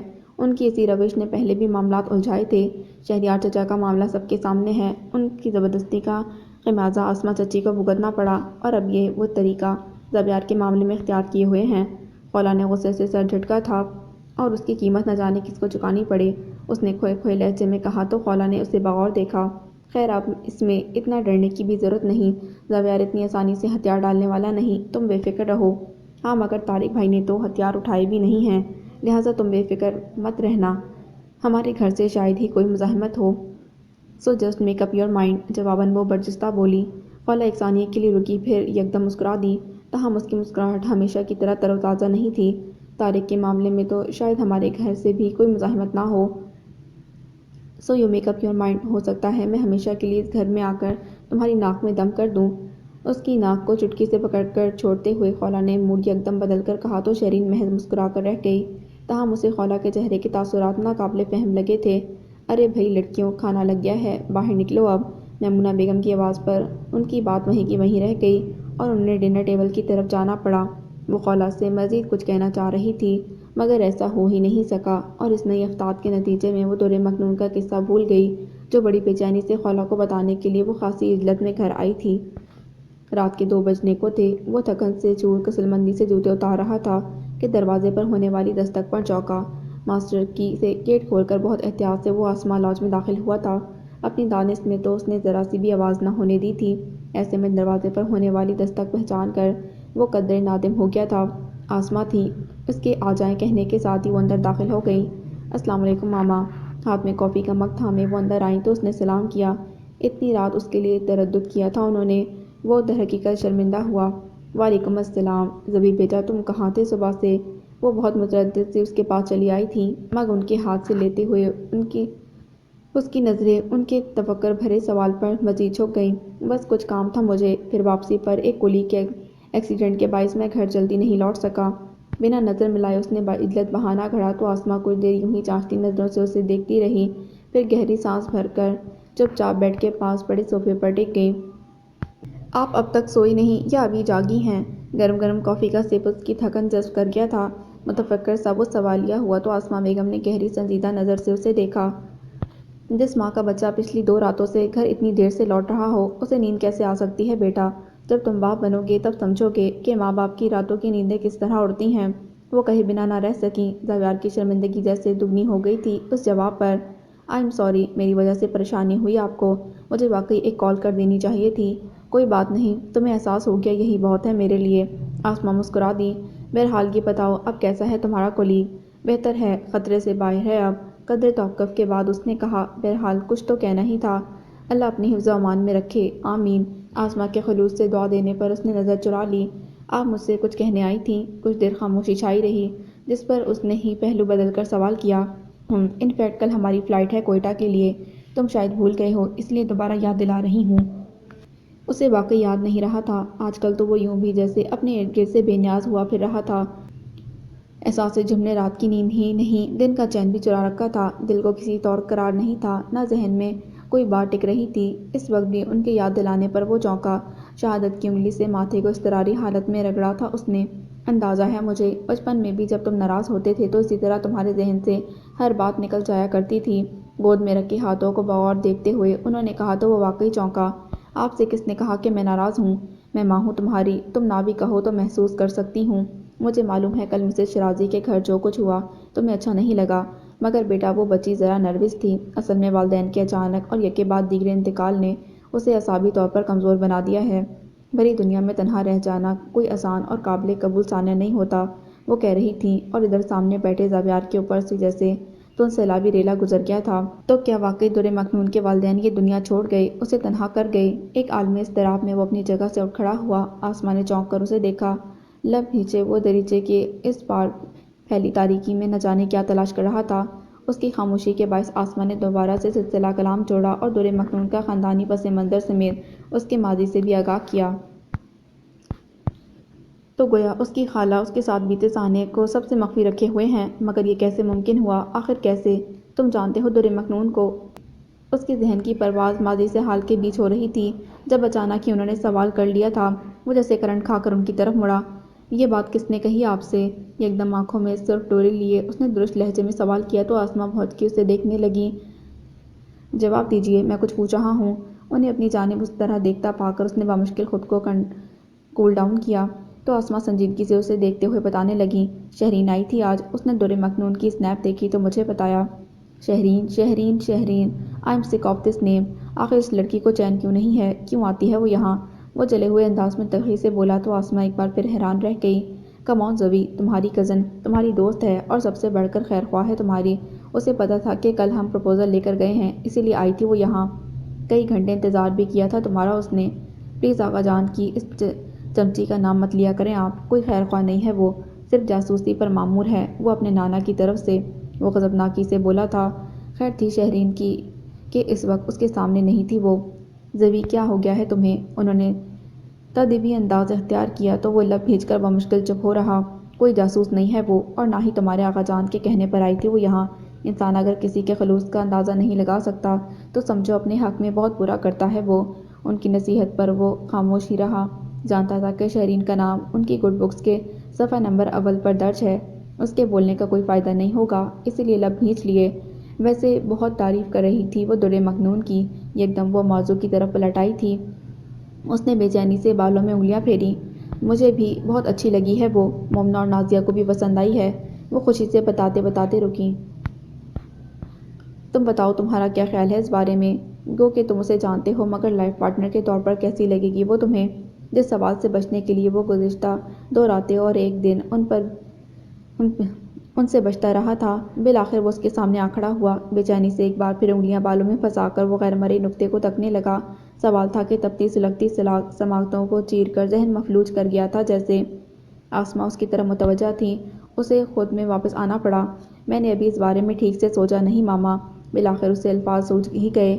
आसमां ने मायूस नज़रें उसके चेहरे पर जमा दी। तुमने सोचा नहीं या तुम सोचना चाहते ही नहीं? एक और कड़ा सवाल था। ज़ावियार चिल्ला गया, आप क्या चाहती हैं कि मैं अपनी पूरी ज़िंदगी से मुतल्लिक इस अहम फैसले को चंद सेकंड में तय कर लूँ?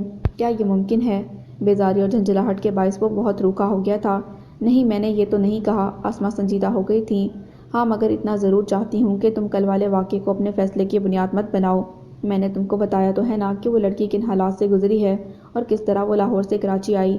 वो अपना माफ़ी ज़मीर बयान करके चुप हो गई तो ज़ावियार को अपने रवैये का एहसास यकदम हुआ। माँ के चेहरे पर किस कदर उम्मीद थी जो उसके लिए पुरमायूसी में बदल गई थी। गुस्सा एकदम झाग की तरह बैठा उस लम्हे। वो ढीले ढीले कदम उठाता उनके पास चला आया और उनके कदमों के पास कारपेट पर थके थके अंदाज में बैठ गया। आप फिक्र मत करें, मैंने कहा ना, मैंने इस बारे में अभी नहीं सोचा, मगर इसका मतलब ये नहीं कि मैंने आपकी पसंद को रिजेक्ट कर दिया है या मैं इस मामले को आगे नहीं बढ़ाना चाहता। बस फ़िलहाल मैं किसी नतीजे पर पहुंच नहीं पा रहा। बट बिलीव मी, जैसे ही किसी फैसले को मेरे जहन ने फ़ाइनल किया मैं आपको ज़रूर बताऊंगा और जल्द बताऊंगा, मेरे यकीन रखें। आसमां कुछ कहना चाहती थी कि उसने उनके हाथ पर अपना हाथ रखकर गोया यकीन दिलाया, तो अल्फाज लम्हे भर के लिए उनके लबों पर ठहर गए। آپ فی الحال اطمینان سے کوئٹہ جائیے، مجھے امید ہے آپ کی واپسی تک میں کسی نہ کسی نتیجے پر ضرور پہنچ جاؤں گا۔ Sure, positive. اب کہ وہ شعوری کوشش کے تحت مسکرایا تھا، آسماں قدرے پرسکون ہو گئی، مسکرا کر دوستانہ لہجے میں کہنے لگیں، تھینکس زبی، تم نے میرے دل کا آدھا بوجھ ہلکا کر دیا۔ بہت پیاری لگی ہے وہ لڑکی مجھے، کتنی معصومیت ہے اس کے چہرے پر، سادگی اور حسن کا بڑا مکمل امتزاج ہے وہ۔ مجھے یقین تھا کہ اسے دیکھ کر تم سب کچھ بھول جاؤ گے۔ واقعی بھول ہی تو گیا میں، اپنا آپ، اپنے ارد گرد موجود تمام لوگ اور سب سے بڑھ کر اپنے وہاں ہونے کا جواز۔ کچھ بھی تو یاد نہیں رہا مجھے، کچھ بھی تو نہیں۔ بہت پیاری جوڑی بنے گی اس کے ساتھ تمہاری۔ میں سوچتی ہوں کہ اگر تم راضی ہو گئے تو تم دونوں کی منگنی کر دوں گی۔ دور مکنون ابھی گریجویشن کر رہی ہے، کچھ تم بھی فوری طور پر شادی کے لیے تیار نہیں۔ اچھا ہے انگیجمنٹ کے بعد ایک دوسرے سے ملنا جلنا ہو جائے گا تو دھیرے دھیرے ایک دوسرے کو جان لو گے، انڈرسٹینڈنگ ہو جائے گی۔ ویسے تم اسے اینی کے حوالے سے تو جانتے ہی ہو، مگر کیا کبھی ہیلو ہائی بھی ہوئی ہے تمہاری اس سے، یا محض شکل و صورت کی حد تک ہی واقفیت ہے؟ بڑے سرشار سے انداز میں اپنے ارمانوں کا ذکر کرتے کرتے یکدم انہوں نے استفسار کر لیا تھا، زبیار جیسے کسی نیند سے جاگا تھا۔ مطلب، میں سمجھا نہیں آپ کا سوال۔ ہوئے اچکا کر سوال کیا، مطلب یہ میرے بدھو بیٹے کہ کبھی دور مکنون سے تمہاری بات چیت بھی ہوئی تھی کہ نہیں؟ شرین بتا رہی تھی کہ اس کا اور اینی کا تو آنا جانا تھا ان کے گھر۔ وہ دلچسپی سے پوچھ رہی تھی۔ ہاں، مگر وہ ہماری طرف کبھی کبھار ہی آتی تھی، غالباً آغا جان کی وجہ سے، اس نے نظر پھیر کر جواب دیا۔ آسماں کو کمرے میں ملگجے روشنی کے باعث اس کا چہرہ بہت صاف نظر آ رہا تھا، جس پر اذیت کے آثار بہت واضح تھے، گویا تم محض چہرے سے ہی واقف ہو۔ وہ گویا جواب لیے بغیر موضوع بدلنے والی نہیں تھی۔ اس نے آنکھیں بند کر کے محض ہوں ہی کہا، تو یکدم آسماں کو احساس ہوا کہ وہ بہت تھکا ہوا ہے، یقیناً اسے نیند آ رہی ہے، لہٰذا وہ اٹھ کھڑی ہوئیں۔ کپڑے بدلنے کی نصیحت کرتی وہ بالآخر کمرے کا دروازہ بند کرتی باہر نکل گئی تو کتنی دیر زاویار انصاری اس طرح کارپٹ پر بے سخت بیٹھا رہا۔ یوں معلوم ہوتا تھا گویا جسم میں اٹھنے کی سکت ہی نہ رہی ہو، تھکن گویا اس کے روم روم میں اتر گئی تھی۔ اس نے تکلیف کی شدت کے باعث آنکھیں بھینچ لیں، مگر یہ تکلیف اس وقت اور بڑھ گئی جب بند آنکھوں کی پتلیوں پر آج سے 3 سال پہلے والا منظر کسی فلم کی مانند چلنے لگا۔ ایسا مت کریں زبیار، میں مر جاؤں گی، میں مر جاؤں گی۔ دور مکنون کی چیخیں اس کے بہن اس کی سماعتوں میں زہر گھولنے لگے تھے۔ آپ میرے ساتھ ایسا نہیں کر سکتے، میں آپ کی بہن کی دوست ہوں، پلیز ایسا مت کریں۔ اس کا بلک بلک کر رونا، اس کے جڑے ہوئے ہاتھ اور خوف کی شدت سے سفید پڑتا چہرہ، وہ کچھ بھی تو نہیں بھولا تھا۔ وہ منظر اپنی تمام تر جزیات سمیت اس کی یادداشت میں محفوظ ہو چکا تھا، چاہ کر بھی وہ اس سے مفر نہیں تھا۔ اف میرے مالک، تھوڑا تو سزا کم کر دے میرے رب، تھوڑا تو رحم کر دے۔ وہ گڑ گڑانے لگا، تم نے رحم کیا تھا اس بے بس لڑکی پر، نہیں نا؟ تو پھر تم کس رحم کی بھیک مانگتے ہو؟ آخر کس رحم کی؟ کوئی اس کے اندر بری طرح چلایا تھا۔ زبیار نے تڑپ کر دونوں ہاتھ کانوں پر رکھ لیے، مگر اندر سچ کی گونج بڑھتی جا رہی تھی، تیز اور تیز، تیز تر۔ ایک ہی گھر میں رہتے ہوئے آخر وہ کب تک سائرہ بیگم اور اظہار صاحب کی نظر سے چھپ سکتی تھیں؟ ایک دن مزید اس نے اوپر کے پوشن میں گزارا، تاہم دوسری صبح وہ دل کڑا کر کے نیچے اتر آئی۔ شادی میں دن کم تھے، لہٰذا گھر میں سب کی مصروفیات میں یکدم اضافہ ہو گیا۔ زہرا مع فیملی شاپنگ پر نکلی ہوئی تھی، اظہار صاحب کی غیر موجودگی پرسکون کا سانس لیتی وہ ایک بار پھر گھر کے کاموں میں لگ گئی۔ سائرہ بیگم سے سامنا ہوا تو نظر جھکا کر وہاں سے ادھر ادھر ہو گئی، تاہم اس نے بھی محسوس کیا کہ سائرہ بھی قدرے شرمندہ تھیں۔ شاید اس روز جو کچھ ہوا اس میں کچھ قصور انہیں اپنا بھی نظر آ گیا تھا، غالباً مظفر صاحب کی تنبیہ نے اسے خاصا متاثر کر دیا تھا۔ یہی وجہ تھی کہ جب وہ ان کے سامنے آئی تو انہوں نے نارمل انداز میں اس سے احوال پرسی کی تھی، جس کا جواب دیتے ہی وہ وہاں سے چلی گئی۔ پناہ کی جو چھت اس کے سر پر قائم تھی، اسے معلوم تھا کہ اس کا ایک ستون اگر مظفر صاحب ہیں تو دوسرا سائرہ بیگم ہیں، اور وہ انہیں ان کی مرضی کو مکمل طور پر نظر انداز نہیں کر سکتی۔ یوں بھی انہوں نے جو کچھ کیا اس میں کہیں نہ کہیں اس کا مستقبل محفوظ کرنے کا امکان ضرور موجود تھا، خواہ کسی بھی وجہ سے صحیح، انہوں نے اس کے لیے اچھے کام کا انتظام کرنے کی کوشش ضرور کی تھی۔ دوحہ شادی تک کے لیے یہیں آ گئی تو اس کے آنے سے دور مکنون کو بڑی ڈھارس ملی۔ سنی اس سے مانوس تھا اور زوہا بھی لمحے بھر کے لیے اسے اکیلا نہیں چھوڑتی تھی، تاہم پھر بھی اظہار صاحب کی بے تکلفی اسے بہت تکلیف دیتی۔ سب کے خیال میں وہ محض مذاق کرنے والے اور دوستانہ قسم کے بندے تھے، مگر اسے ان کی آنکھوں میں عجیب طرح کی کیفیت نظر آتی تھی، لگتا تھا جیسے نظروں ہی نظروں میں اس کا ایکس رے لے رہے ہوں گے۔ بات بے بات اسے مخاطب کر لینا انہوں نے جیسا اپنا شعور بنا لیا تھا۔ وہ کچن میں تنہا ہوتی تو موقع ملتے ہی وہاں چلے آتے، کبھی چائے کبھی کافی کی فرمائش کرتے جو اسے پوری کرنی ہی پڑتی، اور اس دوران وہ سر پر سوار اس کی سراسیمگی کو بہت انجوائے کرتے تھے۔ یہی وجہ تھی کہ ہمہ وقت اس کے چہرے پر ہوائیاں اڑی رہتیں، वो एक बार फिर सहमी सहमी रहने लगी थी। इस वक्त भी जब वो सीढ़ियाँ उतर रही थी, वो कज़न उसके बहुत करीब से इस तरह निकले के बावजूद कोशिश के उनके कंधे और अपने शाने को मस होने से ना बचा सकी। ये सूरत हाल बहुत तकलीफदेह थी। एहसास बेबसी से उसकी आंखों में नमी उतर आई। पनाह की जन्नत में ये पहला सांप था जिसने उसके सुकून को डसा था। उसे याद नहीं रहा कि वो नीचे किस काम से जा रही थी।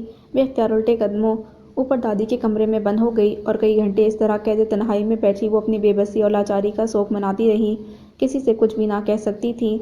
सायरा बेगम अपने दामाद के मामले में बहुत हसास थी, तो दूसरी जानिब जोहा और रिदा भी उनकी दोस्ताना तबीयत की मोतरफ थी। सैफ के साथ भी उनका रवैया बहुत अच्छा था। खौला तो खैर उनकी बहन थी, हत्ता कि ज़ारा के मामले में भी वो बहुत नफीस साबित हुए थे। घर में हर एक से हंसना बोलना उनकी आदत थी। ऐसे में वाहिद दुर्र मखनून ही थी जो उनसे खौफजदा थी। उसके सर पर ना तो बाप था, ना कोई तहफ़्फ़ुज़ देने वाला भाई, ना दुख बांटने वाली बहन थी, ना ममता की छाँव में छुपा लेने वाली माँ। खुली तिजोरी थी वो इस माशरे के लिए, और अकेली लड़की की जो मजबूर भी हो और लाचार भी। और इस नाम नहाद मुस्लिम माशरे के लिए, मुसलमान मर्द मोमिन के लिए दफन तबा की चीज़ ही हुआ करती है। गालिबन इजहार साहब के लिए वो एक तफरीह थी। जब भी वो उसे हरासा करके खूब हंस उठा रहे थे। इस वक्त भी जब वो दादी के कमरे में छुपी बैठी थी, उन्होंने खौला को भेजा था कि वो उसे सबके साथ चूड़ियों की शॉपिंग के लिए आमादा करे। जवाबन उसने कदर सख्ती से मना कर दिया था। कम ऑन दूरी चलो ना, अजी भाई के साथ शॉपिंग पर ना जाकर अपना ही नुकसान करोगी तुम। बड़े शाह खर्च हैं अजी भाई, और जो भी उनके साथ जाता है उनके सारे बिल्स वही पे करते हैं। देखना तुम, रिदा और जोहा पूरी जेब खाली करा कर आएंगी उनकी। बहुत बड़ा दिल है मेरे भाई का। खौला उनके इनकार करने के बावजूद मुसर थी। बहुत प्यार से लालच दिया। कोई बात नहीं खौला बाजी, मैं फिर कभी चली जाऊंगी। आज सर में दर्द है मेरे, शॉपिंग के लिए बिल्कुल स्टेमिना नहीं है मेरा। उसके खलूस पर वो कुछ नरम पड़कर बोली। खौला ने जवाबन उसे बगौर देखा जो दर्द नजर आ रही थी। क्या बात है दूरी, मैंने नोट किया है तुम हर वक्त बहुत डरी डरी सी रहती हो। बात करो तो चौंकती हो, मुखातिब करो तो घबराने लगती हो। आखिर क्या मसला है? क्या तुम्हें हम सबके साथ इस तरह रहना अच्छा नहीं लगता? वो पूछ रही थी। दुर्र मखनून नर्वस सी होकर होठ काटने लगी। नहीं ऐसी बात नहीं, बस अकेले रहने की आदत सी है मुझे। ज़्यादा लोग हों तो तबीयत घबराने लगती है मेरी। शायद ज़्यादा लोगों में रहने की आदत कभी नहीं रही ना, इसीलिए। खौला की जांचती निगाहें उस पर टिकी थी। उसे बिलाखिर कहना ही पड़ा। कुछ था उसके चेहरे पर। खौला ने दिलदारी से उसका हाथ थाम लिया। आदत डालने से डलेगी ना डियर। अगर तुम इस तरह अकेली कमरे में बंद रहोगी तो किस तरह घुल मिल सकोगी सबसे? नरमी समेत नसीहत की थी उसने। वो लाजवाब होकर नज़र झुका गई। बहरहाल इस वक्त अगर तुम्हारा मूड नहीं है तो ना सही, मगर मेरी बात पर ध्यान ज़रूर देना ओके। चलो शाबाश, ज़रा जाकर मुँह हाथ धो। देखो तो चेहरा कितना उतरा उतरा लग रहा है तुम्हारा। उसके रुखसार को हल्के से थपथपा कर खौला बाहर निकल गई तो वो बेतिहानी में चलती हुई आईना के सामने आ रुकी। खुद को गौर से देखा तो उसको एहसास हुआ कि उसका चेहरा जो गुदरे साने के बाइस अपनी असली शादाबी खो चुका था, और जिसे शराज़ी विला के कुछ मकीनों की मोहब्बत और खलूस की वजह से अपने खोए हुए रंग किसी हद तक वापस मिले थे, एक बार फिर ख़ज़ां की जर्दी से अट रहा था। हुस्न महज़ अदा होकर कुछ और कातिल अदा हो गया था। वो अपनी हसीन आंखों की वीरानी पर उदास होकर आईने के सामने से हट गई। खिड़की से झांक कर देखा इजहार साहब की रंट पड़ी हुई क्रोला पोर्च से गायब थी। उसने जैसे सुकून का सांस लिया और कमरे से बाहर चली आई। जानती थी कि दादी और मुजफ्फर साहब की फिक्रमंद और सायरा बेगम की नाराज़ नज़रों से तलाश कर रही होंगी। यूँ भी वो पिछले कई घंटों से मंजर से गायब थी, लिहाजा फ़ौरन नीचे चली आई। हस्बे तवक्का सायरा के कड़े तेवरों से उसका सामना हुआ। कहाँ थी तुम? खौला के साथ क्यों नहीं गई शॉपिंग के लिए? लाउंज में इस वक्त कोई मौजूद नहीं था, लिहाजा फ़ौरन क्लास लगाई। मुझे कुछ ख़रीदना नहीं था, इसलिए। गहरी सांस भरकर उसने कदरे शर्मिंदगी से जवाब दिया। नहीं ख़रीदना था तब भी इस तरह मना नहीं करना चाहिए था। आफ्टर ऑल इजहार ने तुम्हें बुलाया था। किस कदर नाइस बंदा है वो। उसे तुम्हें भी याद थी। तुम सीधे मुँह बात तक करती नहीं उससे, मगर उसकी बड़ाई देखो, फिर भी खौला को भेजकर तुम्हें बुलाया। उन्होंने कदरे गुस्से से तादिबी लहजे में कहा तो वो चौंकी, बल्कि उठाकर गहरी नज़र से उन्हें देखा। तो यह उसकी इजहार साहब के लिए नापसंदीदगी सायरा बेगम की काबी नज़रों से महफूज ना रह सकी थी। सिर्फ तुमसे ही नहीं, वो तो हर एक के साथ ही ऐसा फ्रेंडली है, फ्रैंक है, मगर तुम और तुम्हारी ये 1.5 ईंट की मस्जिद मेरी समझ से बालातर है। न जाने वो उसकी नज़रों से क्या समझी कि क्या कहें। जवाबन उसका चेहरा सुर्ख पड़ गया। तुम्हारा यह आइसोलेशन लोगों की नज़र में तुम्हें किस कदर मशकूक बना सकता है, इसका ज़रा सा भी अंदाज़ा नहीं है तुम्हें। वरना इस तरह गोशनशीन होने के बजाय तुम सब लोगों के साथ घुलना मिलना पसंद करती। कल शाम तक शायद उबैद की फैमिली भी आ जाए। आखिर किस किस को हम तुम्हारे इस एबनॉर्मल बिहेवियर की जस्टिफिकेशन देते रहेंगे, और फिर कब तक? उसकी خاصی معنی خیز تھی۔ سائرہ بیگم کو یک بیک سخت اشتعال آیا تو وہ بے بسی ہو کر انہیں دیکھتے ہوئے کہنے لگی، میں کوشش تو کرتی ہوں مگر کیا؟ ایسی کوشش جو بغیر خواہش کے ہو بیکار ہوتی ہے۔ تم کوشش تو شاید کرتی ہوگی مگر سچ یہ ہے کہ تمہیں نارمل زندگی کی طرف آنے کی خواہش ہی نہیں ہے۔ مظفر ناحق پتھر سے سر پھوڑ رہے ہیں۔ اس کے اٹک اٹک کر کہے جانے والے جملے کو بڑی سختی اور ناگواری سے قطع کرتے ہوئے انہوں نے درست لہجے میں کہا اور سر جھٹک کر وہاں سے چلی گئیں۔ تو کتنی ہی دیر وہ چپ چاپ کھڑی اپنے آنسوؤں کو پینے کی کوشش میں ہلکان ہوتی رہی، حتیٰ کہ اسٹڈی سے باہر نکل کر آتے اکرمہ کی نظر اس پر پڑی۔ ساتھ ہی مظفر صاحب بھی تھے۔ اس نے کسی صورت سے آنسو صاف کیے۔ مظفر صاحب نے جو اسے اس طرح کھڑا دیکھا تو بے اختیار اس کی طرف بڑھ آئے۔ ارے بیٹا، تم یہاں ایسے اکیلی کیوں کھڑی ہو؟ وہ پوچھ رہے تھے۔ اکرمہ نے بغور دور مکنون کو دیکھا، جس کا چہرہ اس سوال پر پھیکا پڑ گیا۔ کوئی جواب نہیں بن پڑ رہا تھا۔ آپ غالباً ہم سے چائے کے متعلق پوچھنے آئی تھیں۔ اکرمہ نے بروقت اس کی مشکل حل کی تھی۔ وہ متشکر سی ہو کر اسے دیکھتے ہوئے بے اختیار اس بات میں سر ہلا گئی تو مظفر صاحب شفقت سے مسکرا دیے۔ تھینکس بیٹا۔ واقعی چائے کی طلب ہونے لگی تھی اب تو۔ اسٹڈی میں کافی دیر سے وہ اور اکرمہ بیٹھے شادی سے متعلق معاملات پر تبصرہ کر رہے تھے۔ میں ابھی بنا کر لاتی ہوں۔ وہ ایڑیوں کے بل مڑ گئی۔ کچن میں کک کے علاوہ اصغری بھی تھی مگر چائے اس نے خود دم دی۔ اظہار صاحب گھر پر نہیں تھے، اسی لیے خاص ذہنی سکون کے ساتھ اس نے ٹرالی سجائی تھی۔ باہر آئی تو پتہ چلا سیف اور دادی اور سعد بھائی بھی آ چکے ہیں۔ سائرہ بیگم البتہ اپنی کار لے کر باہر نکلی ہوئی تھیں۔ ان کی غیر موجودگی کے باوجود اس نے جلدی کچھ ریفریشمنٹ اصغری کے ذریعے لاؤنج میں بھیجے۔ جانتی تھی کہ سعد ہو یا اظہار، دامادوں کے معاملے میں سائرہ کس قدر تکلف کرنے کی عادی ہیں۔ البتہ کچھ دیر وہ باہر نہ نکلی تو اکرمہ نے اصغری کو بھیج کر اسے بلوایا۔ ان سے کہیں کہ سب کے ساتھ آ کر چائے پئیں۔ اصغری نے اندر آ کر منوعن جملہ دہرایا تو حکم حاکم مرگ مفاجات کے مصداق کچھ دیر بعد وہ اپنا مگ لیے باہر حاضر تھی۔ اکرمہ نے اس کے چہرے کو پڑھا جس پر فی الوقت سکون اور اطمینان درج نظر آ رہا تھا، اور یہ سوچے بنا نہ رہ سکا کہ آخر یک بیک اسے کیا ہو جاتا ہے۔ اس وقت وہ پرسکون نظر آ رہی تھی، ورنہ اکثر اوقات وہ اسے خوفزدہ اور سہما سہما ہی دیکھتا تھا، جیسے ہر لمحہ کچھ ہو جانے کا دھڑکا لگا ہو۔ چہرے کا رنگ یوں اڑا ہوتا جیسے سر پر کوئی تلوار لٹک رہی ہو۔ یقیناً کوئی نہ کوئی بات ایسے اسے پریشان کیے ہوئے ہے۔ ممکن ہے پرپوزل والے معاملے کی وجہ سے یہ خوفزدہ ہیں کہ کہیں چچی جان انہیں اس بنا سے نکالنے میں کامیاب نہ ہو جائیں، مگر یہ بات سمجھ نہیں آتی کہ جب چچا جان نے دادی نے خود میں نے یقین دلایا ہے کہ ان کی مرضی کے خلاف ان کے ساتھ کوئی جبر نہیں ہوگا، پھر کیوں یہ اتنی اپسیٹ ہیں؟ آخر انہیں کس خوف نے جکڑ رکھا ہے؟ بظاہر سعد سے محو گفتگو وہ سوچے بنا نہ رہ سکا، اور شاید اسی طرح اس سوال کے جواب کی تلاش میں قیاس کے گھوڑے دوڑاتا رہتا۔ اگر زوہا، زارا اور ردا سمیت اظہار صاحب کی قدرے جلد واپسی نہ ہو جاتی، ان سب کے گھر چلے آنے پر دور مکنون جو کسی قدر سکون سے بیٹھی تھی یکدم گھبرا کر اٹھ کھڑی ہوئی، اور کسی نے تو نوٹ نہیں کیا مگر اکرمہ جو ذرا دیر پہلے اسی بارے میں سوچ رہا تھا، بلا ارادہ اس کی طرف متوجہ ہوا جو زارا کے بچوں کے اندر شور مچاتے ہوئے آ جانے پر برق کسی تیزی سے اٹھ کھڑی ہوئی۔ اس کے چہرے کا رنگ بدل گیا تھا۔ اکرمہ نے نوٹ کیا کہ دور مکنون منظر سے غائب ہو گئی تھی۔ سب کی واپسی کے ساتھ ہی اس کا سکون اور اطمینان یک بیک رخصت ہو گیا تھا۔ چہرے پر گھبراہٹ اور سراسیمگی سمیت وہاں سے جا چکی تھی۔ اوہ، تو یہ ہے دور مکنون کا مسئلہ۔ اظہار بھائی اندر آتے اظہار صاحب کی خوش باش شخصیت پر نظر پڑتے ہی اسے جیسے اپنے سوال کا جواب مل گیا تھا، اور یہ جواب جس قدر آسان تھا، مسئلہ اسی قدر پیچیدہ تھا۔ اظہار صاحب نے اندر داخل ہوتے ہی دور مکنون کے ہاتھ کی چائے کی فرمائش کی تھی اور خولہ ان کی فرمائش کے لیے کچن کی طرف بڑھ گئی تھی۔ اکرمہ نے گہری سانس بھر کر گھر کے خوشگوار ماحول پر نظر ڈالی اور کسی سوچ میں مستغرق ہو گیا۔ اوکے، اسے اندر بھیجو۔ انٹرکام پر زاویار کے آنے کی اطلاع ملنے پر نازیہ بیگم نے خوشگوار حیرت سے گھیرتے ہوئے کہا تھا۔ شام کے 6 بج چکے تھے۔ وہ کار کی چابی اٹھا کر بھی آفس سے باہر نکلنے کو تھیں کہ اس کے آنے کی اطلاع ملی۔ ریسیور رکھ کر ان کی منتظر نظریں دروازے پر آ ٹکیں، جسے چند سیکنڈ بعد دھکیل کر اندر آتا زاویار نگاہوں کا مرکز بنا تھا۔ السلام علیکم۔ وعلیکم السلام، کیسے ہو؟ آؤ بیٹھو، محبت سے انہوں نے جواب دیا۔ پھر بغور بھانجے کو دیکھا جس کے چہرے پر سنجیدگی چھائی ہوئی تھی۔ الحمدللہ ٹھیک ہوں، آپ کیسی ہیں؟ ان کے مقابل رکھی گدلیلی کرسی پر براجمان ہوتے ہوئے اس نے ہلکے سے مسکرا کر پوچھا۔ ایک دم فرسٹ کلاس۔ ویسے حسن اتفاق ہے کہ میں ابھی تمہاری طرف ہی آنے کے ارادے سے اٹھ رہی تھی۔ ان فیکٹ آسماء نے بھی صبح فلائٹ لینے سے پہلے بات کی تھی مجھ سے۔ کھانا تو وہ کچھ بنا کر فریز کر گئی ہے، مگر پھر بھی تمہارے لیے فکرمند تھی۔ میں نے سوچا چلو خالہ بھانجے مل کر کچھ ٹائم ساتھ گزاریں گے۔ وہ خوش دلی سے بول رہی تھی۔ زاویار مروتاً مسکرا دیا۔ تھینکس نازو خالہ، مگر مجھے کوئی ٹینشن نہیں، لنچ تو میں پہلے ہی باہر ہی کرتا تھا۔ اب ڈنر بھی کر لوں گا، کوئی ایشو نہیں ہے میرے لیے، البتہ مل بیٹھنے کا ارادہ خاصا نیک ہے۔ So you are most welcome.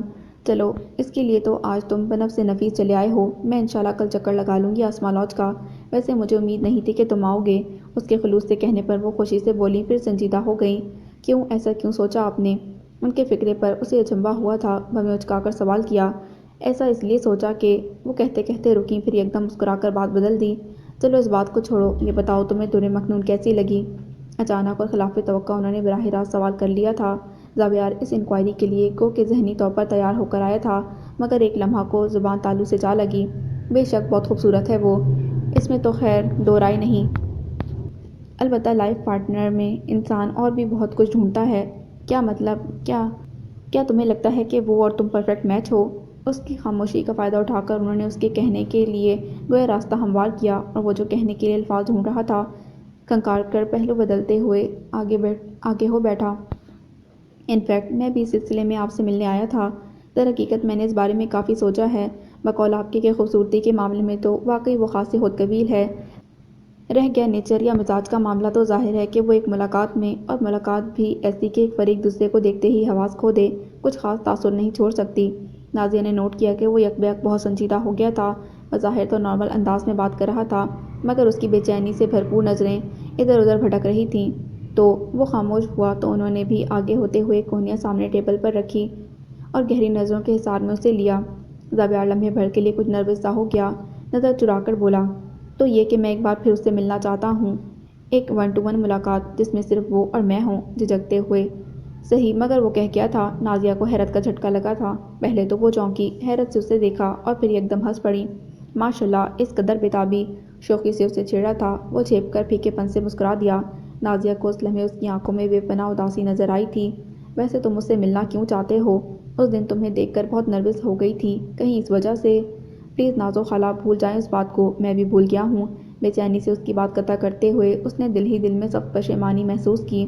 ایک وہی جانتا تھا کہ درِ مکنون کو کس بات نے حواس کھونے پر مجبور کیا، اور بار بار اس کا تذکرہ اس کے زخموں کو گویا از سے رنو تازہ کرنے کا سبب بن رہا تھا۔ اچھا میرے بیٹے، بھول جاتی ہوں۔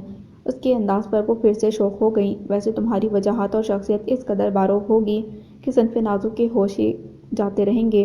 اگر جو ذرا سا بھی اندازہ ہوتا اس بات کا، تو پہلے سے اس بیچاری کو کچھ سد باب کرنے کا مشورہ ضرور دیتی میں۔ وہ اسے چھیڑے بنا نہ رہ سکیں۔ جواباً اس نے مصنوعی غصے سے انہیں دیکھا۔ انف، اب اگر آپ نے مزید اس قسم کی گفتگو کی تو میں فوراً سے بیشتر یہاں سے چلا جاؤں گا۔ دھمکی خاصی کارگر رہی۔ نازیہ نے بے اختیار ہنسی دبائی تھی۔ اوکے، نہیں چھیڑتی۔ کانوں کو ہاتھ لگاتے وہ بظاہر سنجیدہ ہو گئیں، مگر نظریں ہنوز شوق تھیں۔ اب بتاؤ کہ کیا کر سکتی ہوں تمہارے لیے؟ کہا تو ہے، میں پرسنلی ملنا چاہتا ہوں اس سے، مگر بغیر مداخلت کے۔ وہ خطرناک حد تک سنجیدگی سے بولا تھا۔ نازیہ جیسے سوچ میں پڑ گئی۔ کیا ہوا؟ کچھ مشکل ہے اس میں؟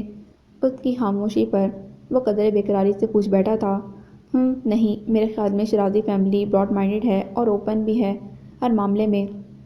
گہری سانس بھر کر انہوں نے کہا تھا، ساتھ ہی ذہن میں درِ مکنون کے اس روز والے رد عمل پر کوئی تشویش بھی ابھری تھی۔ تو پھر؟ اس نے بجلد سوال کیا۔ پھر کچھ نہیں، میں تمہیں کل سائرہ سے بات کر کے بتاتی ہوں۔ انفیکٹ اس کی بیٹی کی شادی ہے آج کل میں، خاصی مصروف ہے وہ، دیکھتی ہوں کہ وہ ٹائم نکال پاتی ہیں کہ نہیں۔ انہوں نے صاف گوئی سے کہہ کر بات ختم کی تو زاویار بالوں میں انگلیاں پھیر کر کسی سوچ میں گم ہو گیا۔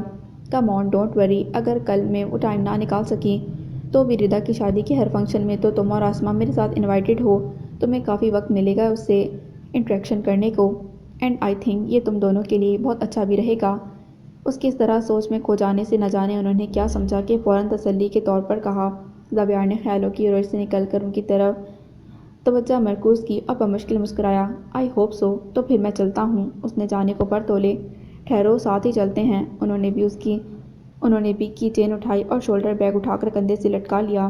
سی یو دین، میں کل آپ کے کال کا ویٹ کروں گا، اگر پاسبل ہو تو کل اسی ٹائم جگہ جہاں وہ چاہیں میں پہنچ جاؤں گا۔ چلتے چلتے اس نے قدرے زور دے کر کہا۔ در حقیقت لاشعوری طور پر اسے یقین تھا کہ درِ مکنون کی طرف سے ضرور مزاحمت ہوگی، اسی لیے اپنی جانب سے اس نے قصداً بیتابی کا اظہار کیا تھا۔ نازیہ باوجود کوشش کے اس بار اپنی ہنسی پر قابو نہ پا سکیں۔ حد ہے زبی، کہاں تو شادی کو راضی نہ تھے اور کہاں یہ حال ہے۔ شوخی سے کہہ ڈالا، آپ نہیں سمجھیں گی خالہ، یہ کسی کی زندگی کا معاملہ ہے۔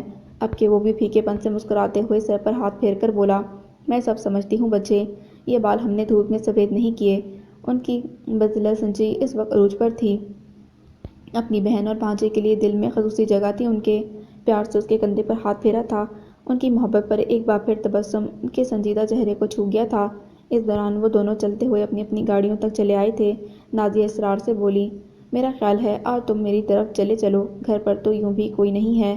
اچھا ہے تم دونوں خالہ بھانجے مل کر تمہاری ماما کی غیبتیں کریں گے۔ بات ہی ایسی کہی تھی انہوں نے کہ وہ مبہم سا مسکرا دیا۔ گوسپ تو میرا بھی ہابی ہے، مگر آج کل نہیں۔ اگر آپ نے میری میٹنگ فکس کر دی تو پھر کل ہم دونوں ساتھ ہی گھر چلے آئیں گے۔ تو گویا رشوت دی جا رہی ہے۔ نازیہ مسکرائیں۔ کیا کریں، مجبوری ہے۔ وہ سر کو جا کر شعوری خوشگواریت سے بولا تو وہ بھی ہنس دیں۔ اوکے بابا، پھر کل ملتے ہیں۔ اللہ حافظ۔ اللہ حافظ۔ کسی گہری سوچ سمیت اس نے انہیں جاتے ہوئے دیکھا تھا، پھر بددلی سے کار کا دروازہ کھول کر خود بھی اندر بیٹھ گیا۔ آسماں لوٹ جانے کو دل نہیں چاہ رہا تھا۔ کتنی ہی دیر وہ بلا ضرورت سڑکوں پر پیٹرول پھونکتا پھرا۔ تو پھر تم آ رہی ہو نا خالہ؟ آ جاؤں گی یار، یوں بھی یہاں کرنے کو ہے ہی کیا۔ طارق بھیا اگلے ہفتے آ رہے ہیں چھٹی پر، جب تک بس مما کی پھٹکاریں ہی مقدر میں ہیں۔ آج کل تو یوں بھی انہیں مجھے کوکنگ سکھانے کا جنون سوار ہو گیا ہے۔ خالہ کے اصرار پر اس نے دکھڑا رویا تھا۔ خالہ کو بے اختیار ہنسی آ گئی۔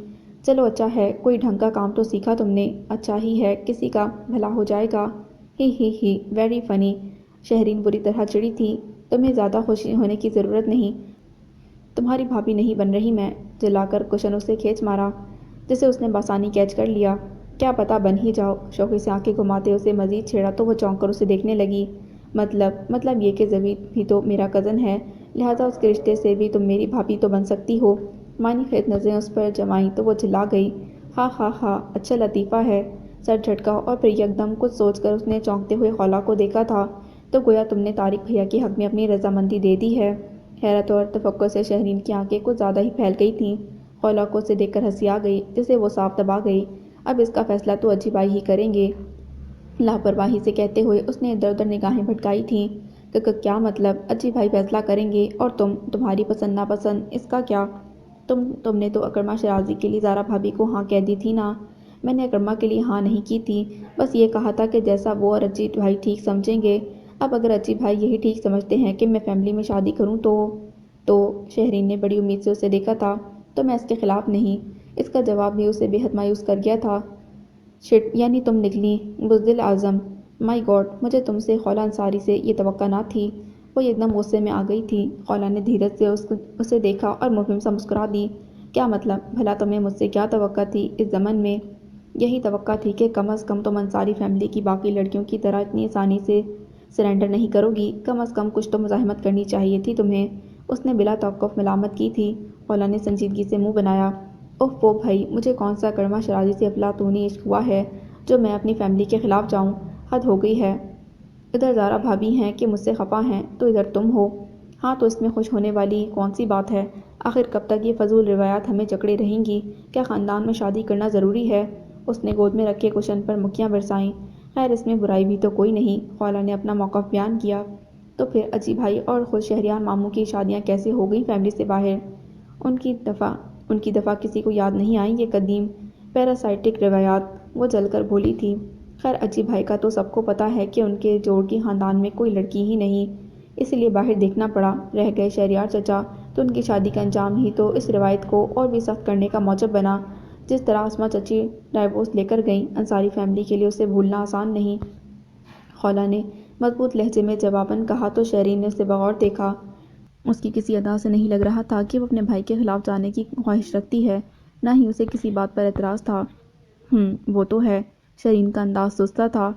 لہٰذا my dear friend come cousin, تم بھی میمونہ پھپھو کے کہنے پر سر جھکا دو۔ میرا خیال ہے زوید صرف اور صرف تم جیسی کے ساتھ ہی نباہ سکتا ہے، بلکہ یوں کہنا زیادہ درست ہوگا کہ صرف تم ہی اس کے ساتھ نباہ کر سکتی ہو، ورنہ اس میں کوئی گٹس نہیں۔ شرارت سے ہنستے ہوئے خالہ نے گویا اس کے زخم چھیڑ دیے تھے۔ شرین نے تلملا کر دونوں ہاتھوں میں اس کا گلا پکڑ کر دبایا تھا، جسے بمشکل وہ چھڑا سکی۔ یو ٹو بروٹس، میں سمجھتی تھی کہ کم از کم تم تو میرا ساتھ دو گی۔ سوری، میں اپنی متوقع ساس کے خلاف جانے کا رسک فی الحال نہیں لے سکتی۔ ایک بار تمہارے گھر آ جاؤں پھر سوچوں گی۔ وہ لاپرواہی سے بولی تو شہرین نے اسے دھموکہ جڑ دیا۔ اور جو اس دوران ماما نے طارق بھائی کے ولیمے والے دن ہی مجھے رخصت کر دیا تو کم آن یار، شادی اور ولیمے میں ایک دن کا گیپ تو عموماً ہوتا ہے نا، اس دوران سوچ لیں گے کچھ۔ چلو شاباش، اب تم اٹھو اور ردا کی طرف چلنے کی تیاری کرو، بے فکری سے کہتے ہوئے اسے ہاتھ پکڑ کر اٹھایا تو وہ بلبلا اٹھی۔ خولا تم گھٹیا انسان، یہاں میری زندگی اور موت کا مسئلہ چل رہا ہے اور تمہیں ردا کی شادی کی پڑی ہے۔ اوفو، کہا تو ہے کہ سوچ لیں گے اس بارے میں بھی، بس اب تم اٹھو اور اپنی وارڈروب سے کل کے لیے کوئی اچھا سا ڈریس نکال لو۔ اسے کھینچ کر زبردستی وارڈروب کے سامنے لا کھڑا کیا تو شہرین بے بسی سے گھور کر رہ گئی۔ شادی کے لیے جوڑوں سے لے کر جولری تک اس کی ساری تیاری زوہا اور سائرہ بیگم کے ہاتھوں مکمل ہو چکی تھی، مگر آج اچانک ہی انہیں اس کے لیے نئی ڈریسز کا خیال آیا تھا اور نتیجتاً اسے شاور لینے کا آرڈر دے کر وہ خود بھی تیار ہونے چلی گئی تھیں۔ آج کل نیا ڈرائیور رکھا تھا انہوں نے اپنے لیے، لہٰذا دور مکنون کی توقع کے خلاف وہ اسے بال ڈرائی کرنے کی مہلت بمشکل دیتے ہوئے خاصی عجلت میں اس کے ساتھ کار میں آ بیٹھی تھیں۔ ردا کی فرینڈز گھر پر آئی ہوئی تھیں، ساتھ ہی قریبی رشتہ داروں کی ردا کی ہم عمر لڑکیاں بھی چلی آئی تھیں۔ ان سب کے ہوتے ہوئے بھی سائرہ بیگم اسے شاپنگ کے لیے اپنے ساتھ گھسیٹ لائیں۔ ان کی اس مہربانی کے پیچھے کیا محرک ہے؟ اس سے انجان وہ سائرہ بیگم کے پیچھے کسی معمول کی طرح چلتی ہر اس چیز کے لیے سر ہلا گئی جسے سائرہ بیگم نے اس کے لیے پسند کیا تھا، حتیٰ کہ بلیک اور میرون کے کنٹراسٹ والے خوبصورت سوٹ کو پسند کرنے کے بعد جب انہوں نے اسے ٹرائی کرنے کے لیے بھیجا، اسے قطعاً اندازہ نہ تھا کہ وہ اسے زاویار انصاری سے ملوانے لے جا رہی ہیں۔ زبردست، بہت خوبصورت لگ رہا ہے یہ تم پر، فٹنگ بھی غضب کی آئی ہے، اس کے ساتھ ہی غالباً یہ ایئرنگز اچھے لگیں گے، میرون نگینوں والے خوبصورت چھوٹے چھوٹے آویزے تھے۔ جی ہاں، مگر چھوڑو اور انہیں پہن لو، ان فیکٹ گھر جانے سے پہلے مجھے کلب جانا ہے، چند منٹ کام ہے وہاں، ایک تو جب سے کلب کی پریزیڈنٹ بنی ہوں چکرا کر ہی رہ گئی ہوں میں۔ اس کی بات قطع کرتے ہوئے انہوں نے حکم صادر فرمایا تھا، ساتھ ہی شولڈر بیگ سے والیٹ نکالنے لگی، یہ اشارہ تھا اسے خاموش رہنے کا۔ وہ بعد ناخواستہ ایئرنگز پہن کر ان کے پیچھے چل پڑی جو اب کاؤنٹر کی طرف بڑھ گئی تھیں۔ کپڑے چینج کرنے کی اجازت تو انہوں نے دی نہیں تھی۔ کاؤنٹر کے ساتھ لگے قدادم آئینے پر نظر پڑی تو احساس ہوا اس سوٹ اور جولری میں وہ واقعی جچ رہی تھی۔ بال بنانے کی مہلت تو انہوں نے دی ہی نہیں تھی جو اس وقت تازہ شیمپو کر کے خوب چمک رہے تھے۔ واپسی پر خاموشی رہی۔ آدھے گھنٹے کی ڈرائیو کے بعد وہ دونوں کلب میں داخل ہو رہی تھیں۔ حسب سابق دور مکنون کا دل کانوں میں دھڑک رہا تھا، مگر سائرہ بیگم کو پرواہ نہیں تھی۔ ان کی متلاشی نظریں کلب کے لان میں برقی سی تیزی سے گھوم رہی تھیں۔ گوہر مقصود وہیں موجود تھا۔ ذرا فاصلے پر انہوں نے لان کے کونے میں لگی میز پر نازیہ اور زاویار کو بیٹھے ہوئے دیکھا، جن کے پرزور اصرار پر انہیں اسے یہاں لاتے ہی بنی تھی۔ زاویار کی دلچسپی نے انہیں مجبور کر دیا۔ ادھر آؤ، اچانک اس کا ہاتھ تھام کر وہ لان کے گوشے کی طرف چلی آئیں جہاں وہ دونوں ان کے منتظر تھے۔ دور مکنون بے بسی سے نظر جھکائے ان کی عقب میں چلی آئی اور اس سے پہلے کہ وہ کچھ سوچی سائرہ بیگم نے اسے اچانک ہاتھ پکڑ کر اپنے برابر لا کھڑا کیا۔ دور مکنون کی نظریں بے اختیار سامنے آ رکی تھیں اور پھر جیسے حیرت اور دکھ سے پھٹی کی پٹی رہ گئیں، جبکہ سائرہ بیگم بہت پر امید تھیں۔ زاویار کی آنکھوں کی چمک ان کی ندامت مٹا گئی۔ السلام علیکم دور مکنون، کیا حال ہے، کیسی ہو تم؟ نازیہ نے خوشگوار موڈ میں اٹھ کر مسافے کے لیے ہاتھ بڑھایا تھا۔ زاویار بھی ان کے ساتھ ہی اٹھ کھڑا ہوا، اس کی نظریں ساتھ موجود خواتین کی موجودگی کا خیال کیے بغیر بے قراری سے دور مکنون کے چہرے پر آ جمی تھیں اور اس کی یہ بے قراری سائرہ محسوس کر کے رہ گئی۔ نمکین پانیوں کا گولا دور مکنون کی حلق میں آ ٹکا تھا، وہ محض سر ہلا سکی، البتہ سائرہ بیگم کو بہت گلہ آمیز نظروں سے دیکھا تھا اس نے۔ کیا حال ہے بیٹا، کیسے ہیں آپ؟ سائرہ بیگم کو دور مکنون کے گونگے پن پر یکدم بہت تاؤ آ گیا تھا، مگر مجبوراً برداشت کر کے بدصورت زاویار کو مخاطب کر لیا جس کی بے قرار نظریں اس کے دل میں پھول کھلا گئی تھیں۔ میں ٹھیک ہوں، دعا ہے آپ کی، وہ مؤدب سا کہہ کر ان کے سامنے قدرے جھکا تھا۔ دور مکنون نے تڑپ کر نظر اٹھائی تھی اس لمحے۔ کیا تمہیں بھی کسی کی دعا لگ سکتی ہے زاویار انصاری؟ اس کی نگاہ تھی کہ بھڑکا ہوا شعلہ۔ زاویار انصاری کو لگا کہ اس کا پورا وجود جیسے بھسم ہو جائے گا۔ بھئی ہماری دعائیں تو ہیں ہی اپنے بچوں کے لیے، محبت اور شفقت سے کہہ کر انہوں نے اس کی چوڑی برچ تھپکی تو دور مکنون چکراتے سر کو بمشکل سنبھالنے کی خاطر سامنے رکھی کرسی کی پشت تھام گئی۔ زاویار نے جیسے ٹوٹ کر اس کے سراپے پر نظر ڈالی تھی۔ میرا خیال ہے نازیہ ہم اندر چل کر بیٹھتے ہیں، ہمارے بچے ہماری کمپنی میں بوریت محسوس کریں گے۔ یوں بھی مجھے کچھ ضروری کام ہے یہاں۔ ذرا دیر کی خاموشی کے بعد سائرہ بیگم نے کہا تو زاویار ممنونیت سے انہیں دیکھ کر مبہم سا مسکرا دیا، جبکہ سامنے کھڑی دور مکنون نے تڑپ کر ان کا ہاتھ پکڑ لیا۔ آف کورس، مجھے بھی تم سے ایک پرسنل کام تھا۔ اچھا ہے، ہم اندر چل کر بات کرتے ہیں۔ نازیہ کی نظریں دور مکنون کے جھکے سر کو شرم پر محمول کرتے ہوئے مسکرا رہی تھیں۔ چلو بیٹا دور مکنون، تم کچھ دیر زاویار کو کمپنی دو، ہم ابھی آتے ہیں۔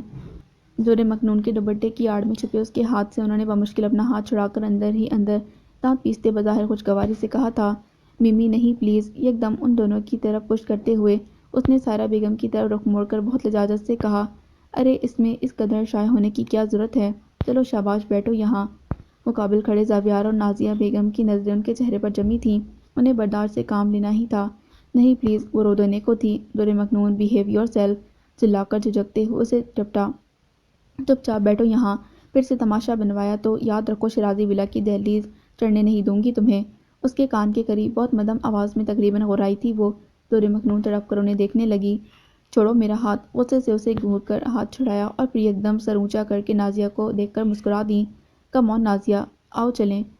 ہدایت دے کر سائرہ رکی نہیں تھی، تیزی سے اندر کی طرف قدم بڑھا دیے تو نازیہ نے بھی گہری نظر سے زور مکنون کو دیکھا اور اس کا شانہ تھپتھپا کر نرمی سے اسے زاویار کے سامنے والی کرسی پر لا بٹھایا جہاں کچھ دیر پہلے وہ خود پروکش تھی۔ میرا بیٹا بہت نائس ہے، تمہیں بور ہونے نہیں دے گا۔ چلو شاباش تم لوگ باتیں کرو، میں ذرا دیر میں واپس آتی ہوں۔ اس کے کندھوں پر دونوں ہاتھوں سے نرمی سے دباؤ ڈالتے ہوئے انہوں نے بہت پیار سے کہا۔ زور مکنون کو لگا اس کے ڈوبتے دل کو قدرے ڈھارس ملی تھی اس لمحے۔ پھر اس نے ڈبڈبائی نظروں سے نازیہ بیگم کو اوجھل ہوتے دیکھا۔ زاویار بہت تعصب سے اسے دیکھ رہا تھا، جسے تباہ کرنے کے دکھ نے اسے دھیرے دھیرے اندر سے کھا لیا تھا۔ وہ یوں بیٹھی تھی جیسے ابھی گر پڑے گی۔ شدید رنج نے اسے گونگا کر دیا تھا۔ وہ اسے ایک نظر دیکھنے کی روادار نہ تھی۔ کتنے ہی لمحے چپ چاپ سے رکھ گئے۔ وہ سامنے بیٹھے شخص سے پرے کہیں دور کسی غیر مرئی نقطے پر نظر جمائے بیٹھی تھی۔ آنسو بنا کسی رکاوٹ کے اس کے چہرے کو بھگوئے جا رہے تھے۔ زاویار انصاری کا فولاد جیسا دل اس لمحے گویا پگھلنے کو ہو گیا تھا۔ زور مکنون، کتنی ہی دیر بعد وہ بولا تو یوں لگا جیسے کسی گہرے کنویں سے آواز آئی ہو۔ زور مکنون اسی طرح بیٹھی تھی، اس کے پکارنے پہ بھی کوئی جنبش نہ ہوئی تھی اس کے ساکت وجود میں۔ پلیز کچھ کہو، کوئی گالی، کوئی نفرت بھرا جملہ، کوئی بددعا، کوئی تذلیل، کچھ تو کہو۔ اس کی خاموشی پر وہ جیسے التجائیہ بولا تھا۔ زور مکنون کسی سنگی بت کی طرح ایستادہ تھی۔ زاویار نے اسے دیکھا تو دل رو دیا۔ میں جانتا ہوں جو کچھ میں نے تمہارے ساتھ کیا اسے معاف کرنا تو دور کی بات، اسے بھلانا بھی ممکن نہیں۔ تمہارا مجرم، تمہارا گنہگار ہوں۔ وہ یوں ہی چپ رہی تو کچھ دیر بعد اسے یکٹک دیکھتے وہ پھر سے بولنے لگا، لہجہ درد میں ڈوبا ہوا تھا۔ جو چاہو سزا دے سکتی ہو، یقین کرو تمہیں برزخ میں دھکیل کر میں بھی برزخ میں چلا ہوں۔ کوئی دن، کوئی لمحہ پچھتاوے اور احساس جرم سے خالی نہیں گزرا کہ میں نے تمہیں تباہ کیا ہے۔ تمہاری بربادی کا ذمہ دار میں ہوں۔